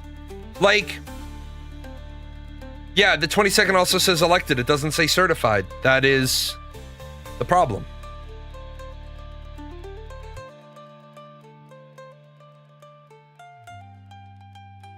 A long time ago in a land far away, I ran into a situation that I never would have thought humanly possible. I got back from I was home on Exodus, which for those of you in the military, you know what Exodus is. For those of you that are not, in the military, most people get to go home for Christmas if they're in technical training, if they're considered pipeline. Now, not everybody does because their training continues over Christmas. But for a lot of the service, the staff, the faculty, they don't get to take leave throughout the year because they're constantly cranking students through. So they usually shut down the schoolhouses around Christmas and for 10 days, give or take, and the students can go home. Well, I went home. And I went home and I was at the pool hall with my friends, you know, because they were all like, you know, welcome home and everything. And my female friends were there. And while I'm standing there, a guy walks up that I don't know, and he just fucking cold cocks Jesse. And right in the middle of a fucking pool hall, slaps my female friend. Well, my friend John, whose nickname is Bigness, he like 6'10" Undertaker looking motherfucker, he picks me up and he shoves me out the back door. And he says, "You don't need to be involved in this. Get the fuck out of here." And I thought to myself, what the fuck is going on with our world? Because remember, I've been in military training now for 6 consecutive months. So the stupidity of the civilian world is kind of like unfamiliar to me. And then throughout my time in the military, I forgot how ignorant ass civilians were. Yeah, the other side is always wrong, regardless of what side you're on. Exactly, that's our problem. I will be the first to say this. I retired from the military 9 years ago, and I'm still transitioning back to civilian life because I can't believe shit's this broken. Like, when I first got out of the military, you know, go and people would be waiting in line and they're losing their fucking minds. They're screaming, they're yelling. For what?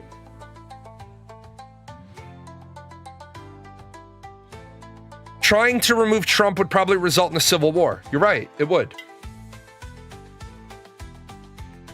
And to equate this a certain way, pseudo relationships, and I'm going to call them what they are, pseudo sexual relationships with anybody are bad. For example, a couple of years ago, I made the joke that if we raised over X number of dollars for Extra Life, I'd do a hot tub stream. And one person made it really fucking weird. I had to ban the person from everything. I had to systematically go through and ban this person. That person made it really fucking weird. And I'm a dude, right? I'm gonna be in like shorts in a hot tub, fucking hanging out just because we raised like $6,000 for kids. I could never do it because this one person made it really fucking weird. Like, really weird. And I was talking to a female streamer friend of mine, and she said, you got one taste of that from one viewer who made you so uncomfortable you canceled an event. I said, yeah. She said, now imagine getting 50 to 100 of those every day for every stream. And that's what some female streamers go through. And I thought it was just with streamers. No, some of these people are like that with Trump. Some of these people, their whole identity is MAGA. I mean, we can complain, but this is what was voted for and what gives us the right to remove him. What gives us the right to remove him? Hold on, let me put... I'm still trying to... Kick has really bad chat support. What gives us the right to remove him? The Constitution, the right of impeachment. The first time he violated the Constitution by murdering Venezuelan fishermen. And the second time. And the third time. And the fourth time. And when he unlawfully removed the president of Venezuela, which was a military action. By the way, all 5 of those are also violations of the United Nations Charter, which the United States is a member of.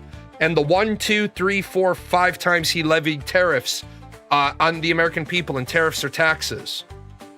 And when he abused the War Powers Act the first time last year and bombed Iran without the proper processing of the War Powers Act. And the second time. And when he used the War Powers Act to attack the Houthi rebels. So which one of those 13? The people voting for him wanted to break the system. You're right, but he still broke the rules 13 easy times.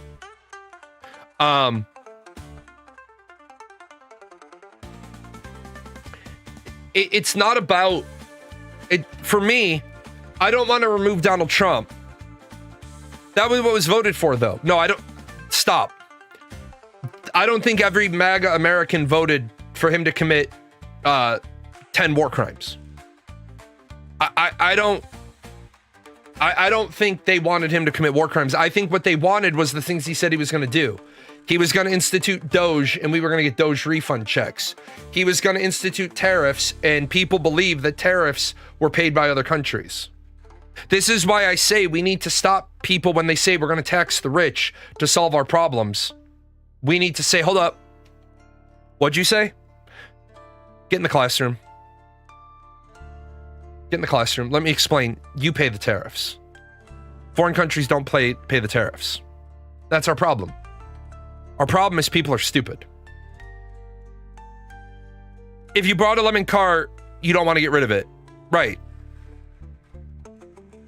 Isn't part of the problem with MAGA voters is that many wake up every 4 years, vote, and then don't pay attention until the next voting cycle? Let me, not making that partisan, let me say it both ways.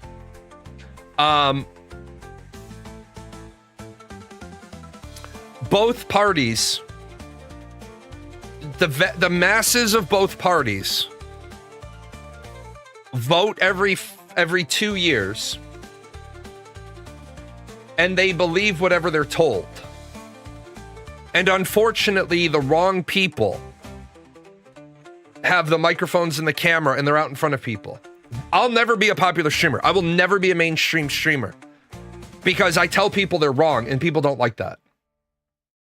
The people that come back to my Spinal was here today, and Spinal and I had a really good conversation. And the reason why we were able to have a really good conversation is I went back over what we talked about on Monday, and then I realized Spinal was talking about the license. I was talking about the degree, and Spinal apologized, and I said, okay, we got it. We're good. Just because I go fucking off both barrels doesn't mean I hate you, doesn't mean I'm going to salt your land. I'm not going to take your women. I'm not going to burn your crops in your field, right?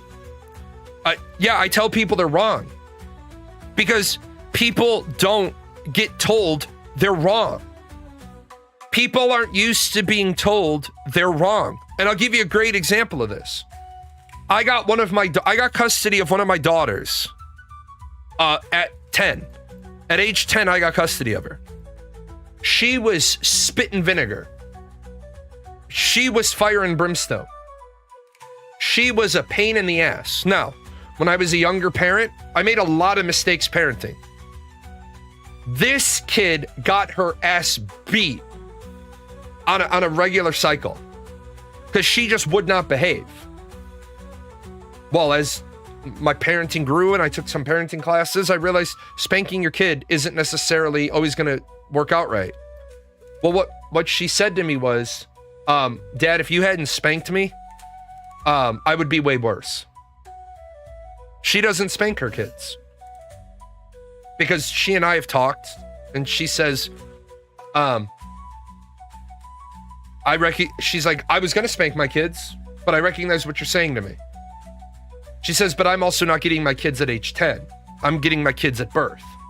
You got me at age 10 and I was a pain in the ass. My daughter is clearly South Carolina. She is textbook South Carolina. My granddaughter is about to do something she's not supposed to do. All my granddaughter hears is It's fucking hilarious. She'll be on the FaceTime with my wife, and I'll hear her from the other like, what's the little one trying to do? Because it's the only time she makes it. It's like some parents are like, you shouldn't make that sound towards them. You should just say, like foreign parents, like Middle Eastern parents, they make that real soft, gentle. South Carolina, but like, she's a good mom because she was raised by a good dad. A lot of these MAGA people, you want to just fucking eject them into orbit. You say a lot of the system are broken. How will it take too long to fix them? We're never going to fix it. Yet, we still care about the rules that are going to bring the country to its knees. Oh, the country has to fall apart. We have to have a civil war. It's the only way. Did I see Rubio say the War Powers Act is unconstitutional? Do you have any thoughts? I know it's been an issue with past administrations, but I thought it's basically been followed.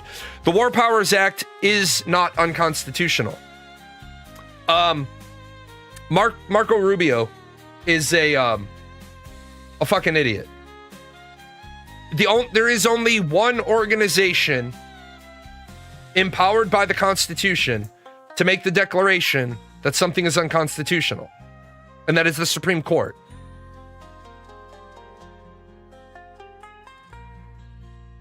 The War Powers Act can be applied unconstitutionally, but in and of itself, it is constitutional because it was created through the proper process. It's not the President of the United States unilaterally using military force without any authority. The authority is given to him in the Constitution. And then it was refined later with the War Powers Act because after the Civil War, Posse Comitatus says the president may not use the military to enforce martial law, which is a good thing. The president should not, remember, the president should technically not be stopping crime in America. The president should only be assisting the governors with crime in America. The FBI doesn't investigate well, the FBI is not technically supposed to investigate local crime. The FBI is supposed to investigate interstate crime when no one jurisdiction has all the pieces. The FBI is supposed to be a interstate intermediary liaison. The problem has been for at least 50 years, Congress stopped wanting to do their job and ended up just giving away their power to other branches or unelected agencies. You're right. Congress doesn't want to do their job. Mike Johnson last year did something that I feel is unconstitutional. Mike Johnson split the budget into two pieces. Right now, our government is still running without half the government funded. Congress should not be allowed to conduct any other business until the budget is passed. The budget, not a CRA, the budget. Congress, we must rewrite the Constitution to say, until Congress passes the budget, they can conduct no other business. Period. Second line under that, Congress must pass a budget that is balanced and addresses the debt. Period. The debt ceiling should never have been allowed to get to whatever it is now, $39 trillion. I won't ever vote to remove freedoms. Unfortunately, you vote to remove freedoms all the time. Every single law that gets passed is a trim off of your freedoms. Every single law that is passed is your freedoms getting trimmed. Remember, and this is the piece that people are like, oh, I don't agree with Hobbes or Rousseau or Locke. I don't agree with these big ideas.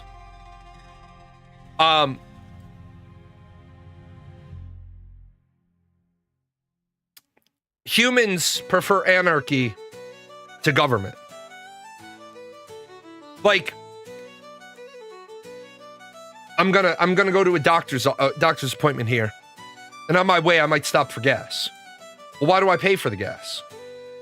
Because if I don't, it's stealing. Well, who gives a shit? Well, because I don't like the thought of being arrested, being inconvenienced, being taken downtown, being photographed, being fingerprinted, having to go to a judge, having to be incarcerated, having to pay a fine. Notice that nowhere in there did I say I don't do it because I think it's wrong.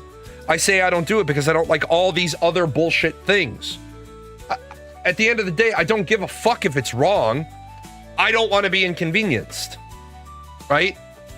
Mr. Jalan, why did you murder that guy in the diner? Couldn't stand the way he was chewing. Not guilty. We've all been there. Right? Laws exist so we can have a society. You were born with absolute, unrestricted, unadulterated freedom. I think humans romanticize anarchy until reality hits where their head has been on a swivel 24/7 because who knows who's coming after you next. Correct. You are right, but some freedoms like stealing gas was given up to protect the safety for the masses. Did I mention the masses at all? I didn't mention the masses at all, did I? I don't not kill you because I respect the sanctity of your life. And I want people to really reflect on this and think about it for a second. I don't not kill you because I think you're a decent human being. I don't not kill you because I have an aversion to an 8x6 cell. Your life has no meaning to me. My freedom has meaning to me. I'm that guy. Yeah, I do not kill you because I don't want the consequences of... Exactly. When they say shit like, would you be okay with killing people? Fuck. You can kill one stupid person a day and not have any consequences. I'm gonna be Oliver Twist. Only one? Please, sir, may I have some more? You're still free to steal gas, but like anything action, you have the consequences. You can steal gas all you want. Right. It's not the theft that would bother me. It's the penalty that would bother me. Appreciate the Prime sub.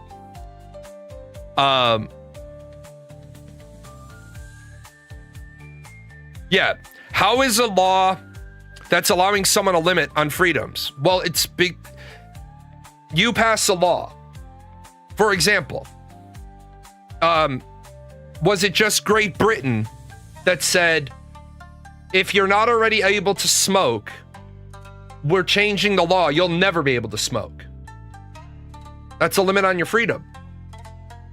I think it's the UK, right? That just passed that. UK people, put the fucking beans on toast down and tell me if it's the UK that just did this. They just said that if you're not eligible to smoke right now, you'll never be able to smoke. Yeah. All people have morals, but that doesn't mean their morals align with yours. Right. My morals and your morals don't align, which is why at the end of the Boondock, remember I said movie writers always do better than politicians. Let me see if I can grab it right quick. See if I can.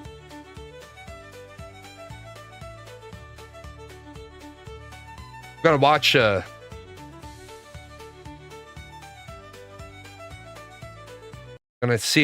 gonna watch the end of Boondock Saints here real quick.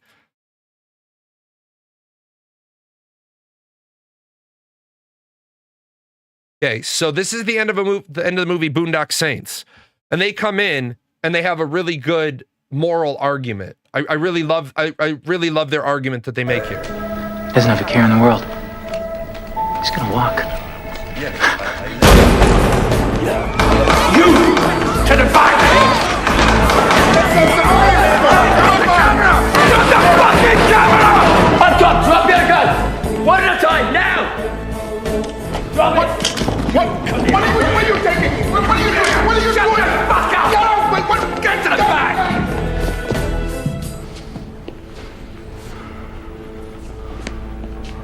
You people have been chosen to reveal our existence to the world. You will witness what happens here today, and you will tell of it later. All eyes to the front. Now's a good time to fucking... Shut your fucking mouth!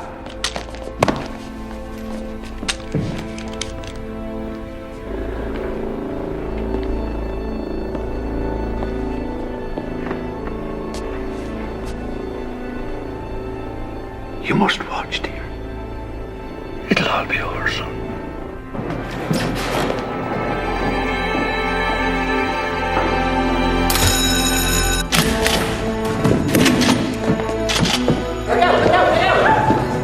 Now you will receive us. We do not ask for your poor or your hungry. We do not want your tired and sick. It is your corrupt we claim. It is your evil that will be sought by us. With every breath, we shall hunt them down. Each day, we will spill their blood till it rains down from the skies. Do not kill, do not rape, do not steal. These are principles which every man of every faith can embrace. These are not polite. Do not kill, do not rape, do not steal.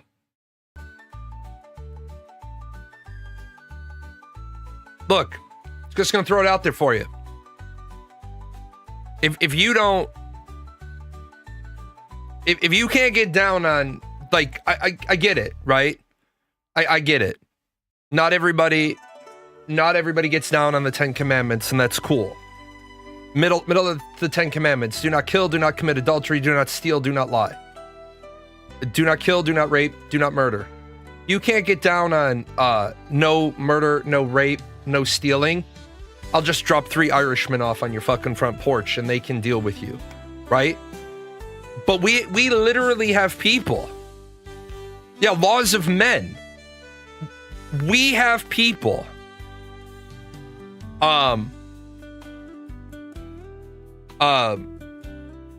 who want to debate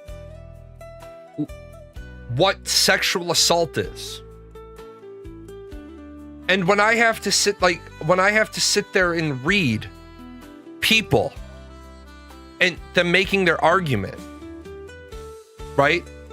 About, well, it wasn't rape, it was sexual assault.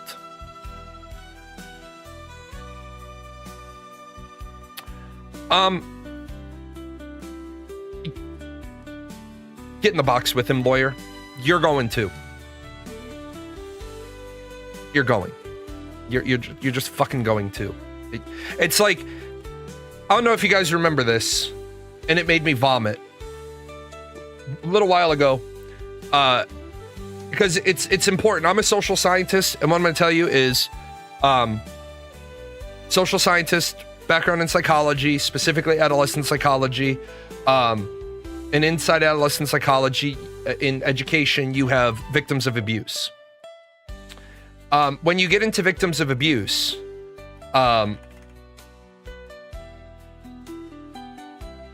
you start to get into this thing of, and I'm gonna give you guys a moment. This next little bit before I close up the show might give you the heebie-jeebies. So I'm not going to be offended if you subscribe or you follow now.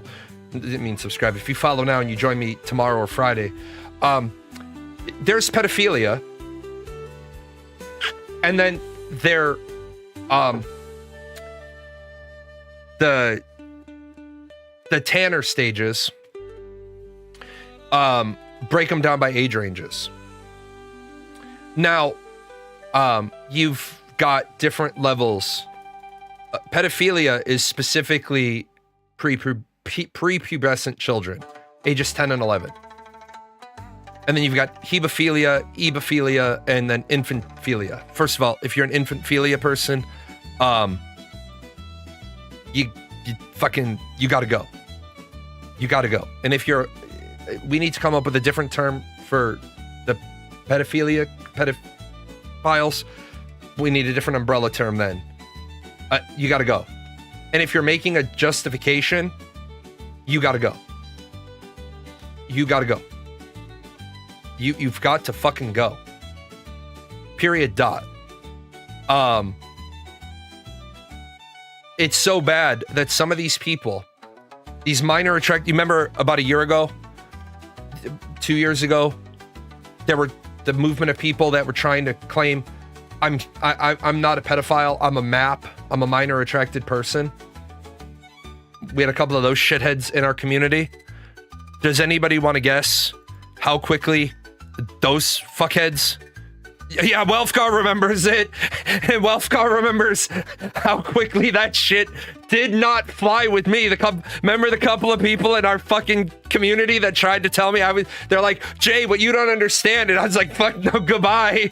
Get the fuck out. You're telling me I don't understand, and I'm telling you I don't want to understand. You gotta fucking go. You're trying to justify that shit to me? You gotta fucking go. I'm the father of 5 daughters. You got to fucking go. Get out. People saying R. Kelly's not a pedophile. He's a evophile. No. Yeah, in biblical times, people got married at 13. Yeah, and they died at 28. Okay? Their lifespan was 30. We were talking about survival of the species. And guess what? In biblical times, people got married at 13. To who? To generally a 13 to a 15-year-old. And that's what they don't like to say. Yeah, when 15 is middle-aged, it's a little bit different. And when a 15-year-old is marrying a 13-year-old, that's also a little different. But we're a society that wants to make... that they're like, well, we need to talk because they're sick. Look, man, they're sick, there's afflicted, and there needs to... and then there is the... you've got 2 choices. You can volunteer to be humanely put down, or you can be tried, and we're gonna feed you through a fucking wood chipper. I'm pretty sure MAGA fans have it in their pipeline that they'll say Trump isn't technically, if the evidence becomes overwhelming, that Donald Trump, and keep in mind, I'm old enough to remember Donald Trump when he wasn't the Crypt Keeper. Donald Trump, there's been rumors about that man forever, where he was walking into the dressing room of like 8, 9, 10, 11-year-old girls at his beauty pageants.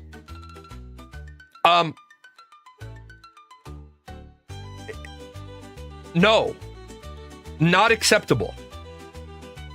Give me 1 second.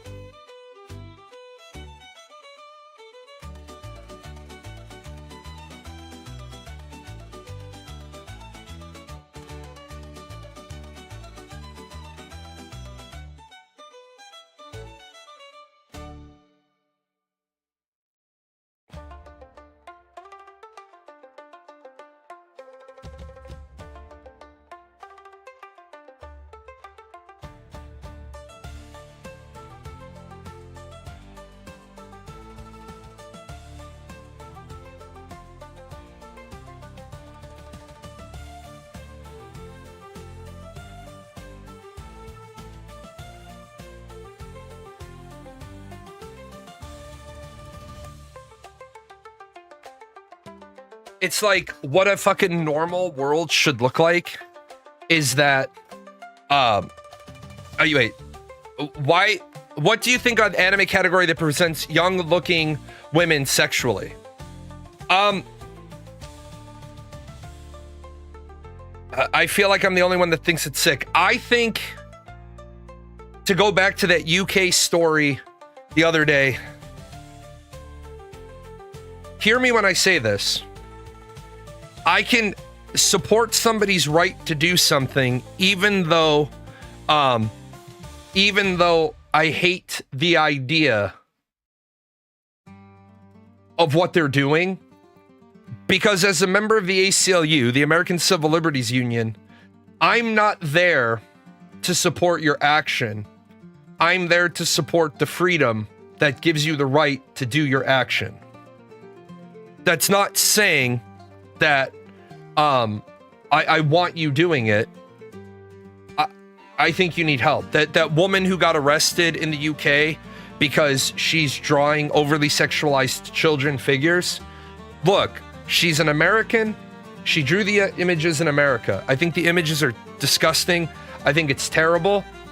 But our constitutionally protected rights give her the right to do that. I don't like that she did it. I don't like that she did it. But I also looked at the image, and the image is suggestive.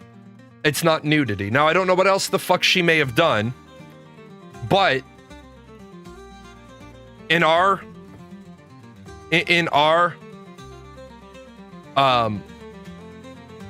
world, in our country, she has the freedom to do it. Why isn't it illegal, though? There's plenty of naked art of it. Because it's... Okay, so it is illegal. It is illegal, depending on the level of reality. It is illegal. It is covered under the law. But the problem is the way the law is written is that if it's clearly a cartoon, there's no victim. You can't collectively say it's a danger to the age group collective. Even though I agree it is, with the way our laws are written. Is there a certain age group that's not considered pedophilia? Yeah, if you are above the age of 18 and you're attracted to somebody under the age of 18, unless we're talking about very fringe Romeo and Juliet, 16 and 30, pedophilia. Period. Dot.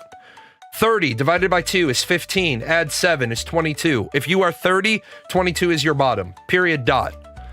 The only time we get into a little bit of leeway is, as I've said on the show before, you have a 17-year-old boy and a 16-year-old girl. This is okay. This is okay.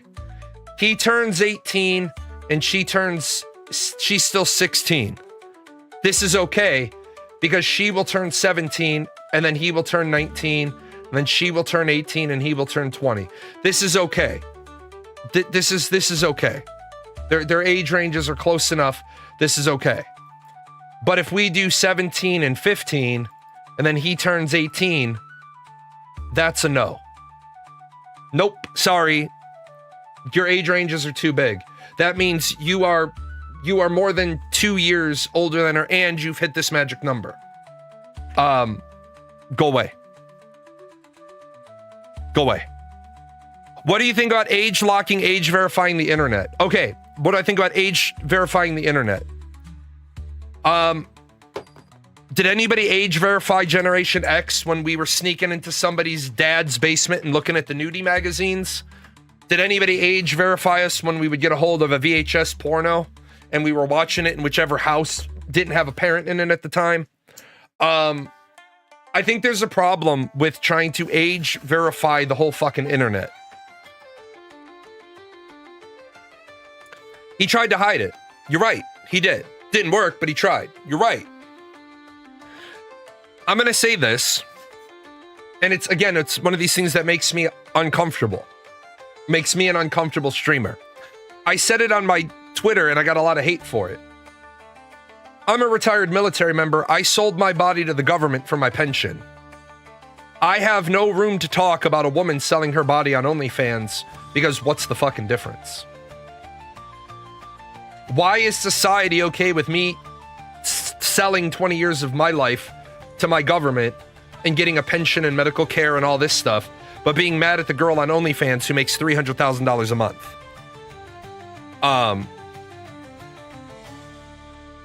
Last time I checked, my state didn't have a Romeo and Juliet law. The 18-year-old guy dating a 17-year-old girl gets to be... Well, you have to tell me what state. Because most states, 17 is the age of consent.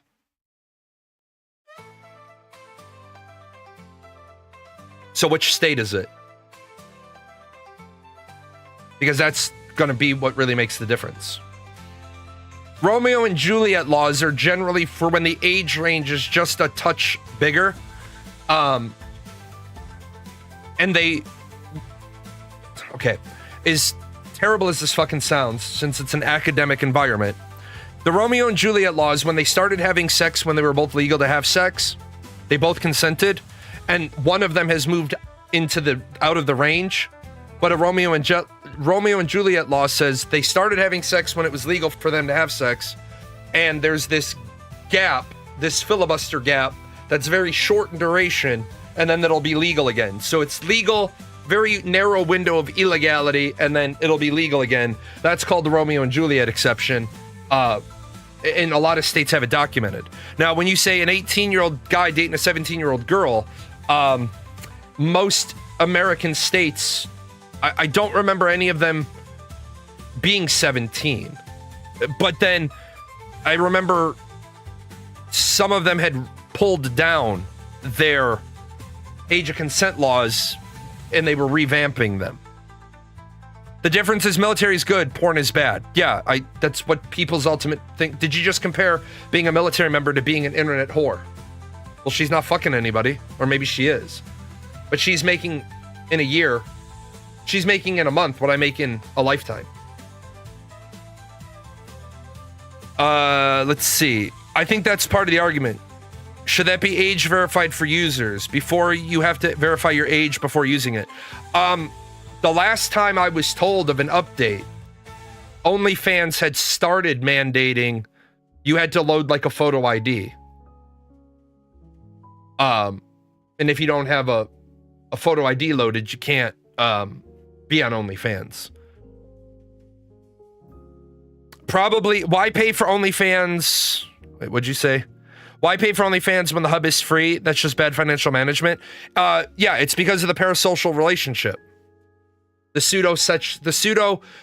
pseudo-sexual relationship where you think you're talking to the girl and you're talking to some dude making $15 an hour that works for her, that answers all of her mails. Or you might be talking to a female that gets paid $15 an hour to answer direct messages.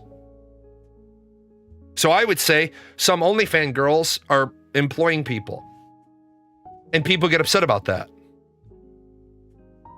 They get upset. They don't like it. I think the problem we have is parents don't want to parent anymore because they don't know how. Generation X, We didn't know how the fuck to parent. Half a Generation X are fucking wild feral children. The fuck do we know about parenting? Our fucking parenting was we were told every day whose house we were supposed to go to for lunch. Had to step out, but I wanted to say that pedophiles to minor attracted persons acceptance needs to be a case study in every textbook about how soft language is used to socially engineer people into accepting immoral behavior. Yes. That right fucking there. Yes. To use an app that has peer-to-peer chat should be age verified. I agree with that. If the hourly wage gets too high, do you think companies will start offering more salaries and contracts to get around high wages?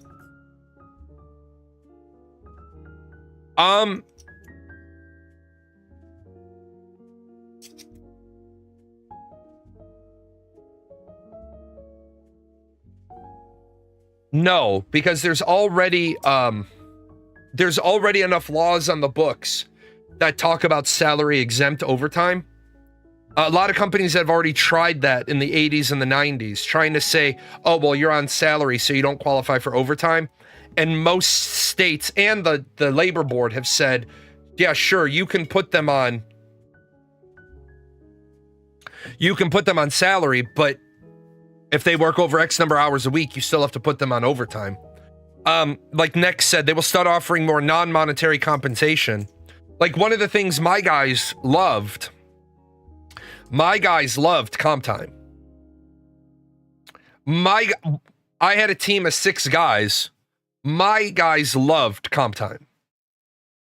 I could get my guys to stay late, work, whatever. 5 of my 6 guys, all I had to say was comp time. And they loved it. Sometimes I didn't have comp time in my budget. And so it would be like, well, if you can stay an extra hour, like my night shift guy would be out sick. I'd be, can one of you stay 2 extra hours today? And you can leave 2 extra hours on Friday. They would groan at me because they didn't like that. Because it still meant getting up for a day, coming into work that day. If they groaned about it, I said, okay, hold on, let me make a call. Let me see if I can get 2 hours of comp time approved. If I got the 2 hours of comp time approved, they wanted to draw straws to see who got to stay. People love not going to work. It's 10 p.m. Do you know where your children are? Comp time is terrific. I'll always pick more time off over more money. Yeah. The best job I ever had was First 40. I loved First 40. There was so much work to do. I would go in and I would work sometimes an 18-hour shift, sleep for 6 hours, come back, work another 18-hour shift, take half a day off, come back, work my last 4, and then be done. Have like 4 days off. Offering comp time, and the majority won't actually use the comp time, at least statistically. That's true. My guys always use their comp time, though. What's hilarious is that most of us were kicked out of the house, no check-ins, we didn't have phones, roamed a 5-mile radius with no supervision, all during the golden age, peak era of serial killers in the US. And the best part is that where I grew up, the moms could just start the phone tree, and even the businesses would, they would see the pack of kids, and one of the moms would call the candy store, and the candy store guy would just put a note up on the chalkboard. Not for what we were called. Gerald's kids, our parish, 4x4 block Gerald's kids, go home. So you'd walk in and he'd be like, nope, I can't sell you candy. Got a call. Your little pack has been summoned home. And then he'd just erase it. Nowadays, shit. There was a great TikTok, made my wife laugh. Wife says to the dad, wife says, don't forget to pick the kids up from school today. The dad says, what are you talking about? It's Sunday. They're both upstairs. And the mom says, it's Wednesday. And there's 3 of them. It's Generation X parent. Who remembers coming through the big ass yellow pages to find people? White pages. Yeah. The white pages. We were lucky. In my parish, we had the blue book, which was all the family's names. So you knew every family that wanted to be in the blue book was listed. You've been talking to a few friends, and they said they're closing if they have to raise wages much higher. And we're just chatting about ways around paying people more to keep their businesses alive. And that is because, as I finish up, because I cannot be late for this appointment, more and more of these creators are saying, if you can't afford to pay your workers a living wage, then your business should go out of business. Great mentality. Let's put more businesses out of business. I don't think putting more businesses out of business solves the fucking problem right now. It's really sad. Drive through most neighborhoods. You won't see kid outside. We're guilty of it too. This weekend, my daughter turned 9 and we finally let her go out unsupervised. It was so nerve-wracking. Yeah. We had my kid doesn't go out. My kid has Life 360 on her phone. 2 doors down, the little girl is small, tiny little frail thing. She has a guard dog. She has a companion dog. The girl got scooped in the park. Child abduction. Literally a snatch and grab. The dad was maybe 20 feet from his kid. And she got snatched. The guy stumbled and the dad was running, so the guy dropped the girl and ran to the van. They got a girl, same van, 4 days later in a different park. So now that girl has a giant-ass German Shepherd. She's with it when she goes out, and then they're training it. It's bigger than her. Anyway, I normally like to stay in bullshit, but I got an appointment for my spine. I will be back tomorrow to play some video games. I'll see you guys then. I wonder if the organic meat sack that runs this channel knows a lot of these sponsors don't sponsor us anymore. They were longtime sponsors. The credits are fine. Do we get paid? Is any of this sponsorship money for Gail, Daisy, the Chaos Fund? You are a figment of Jalan's imagination.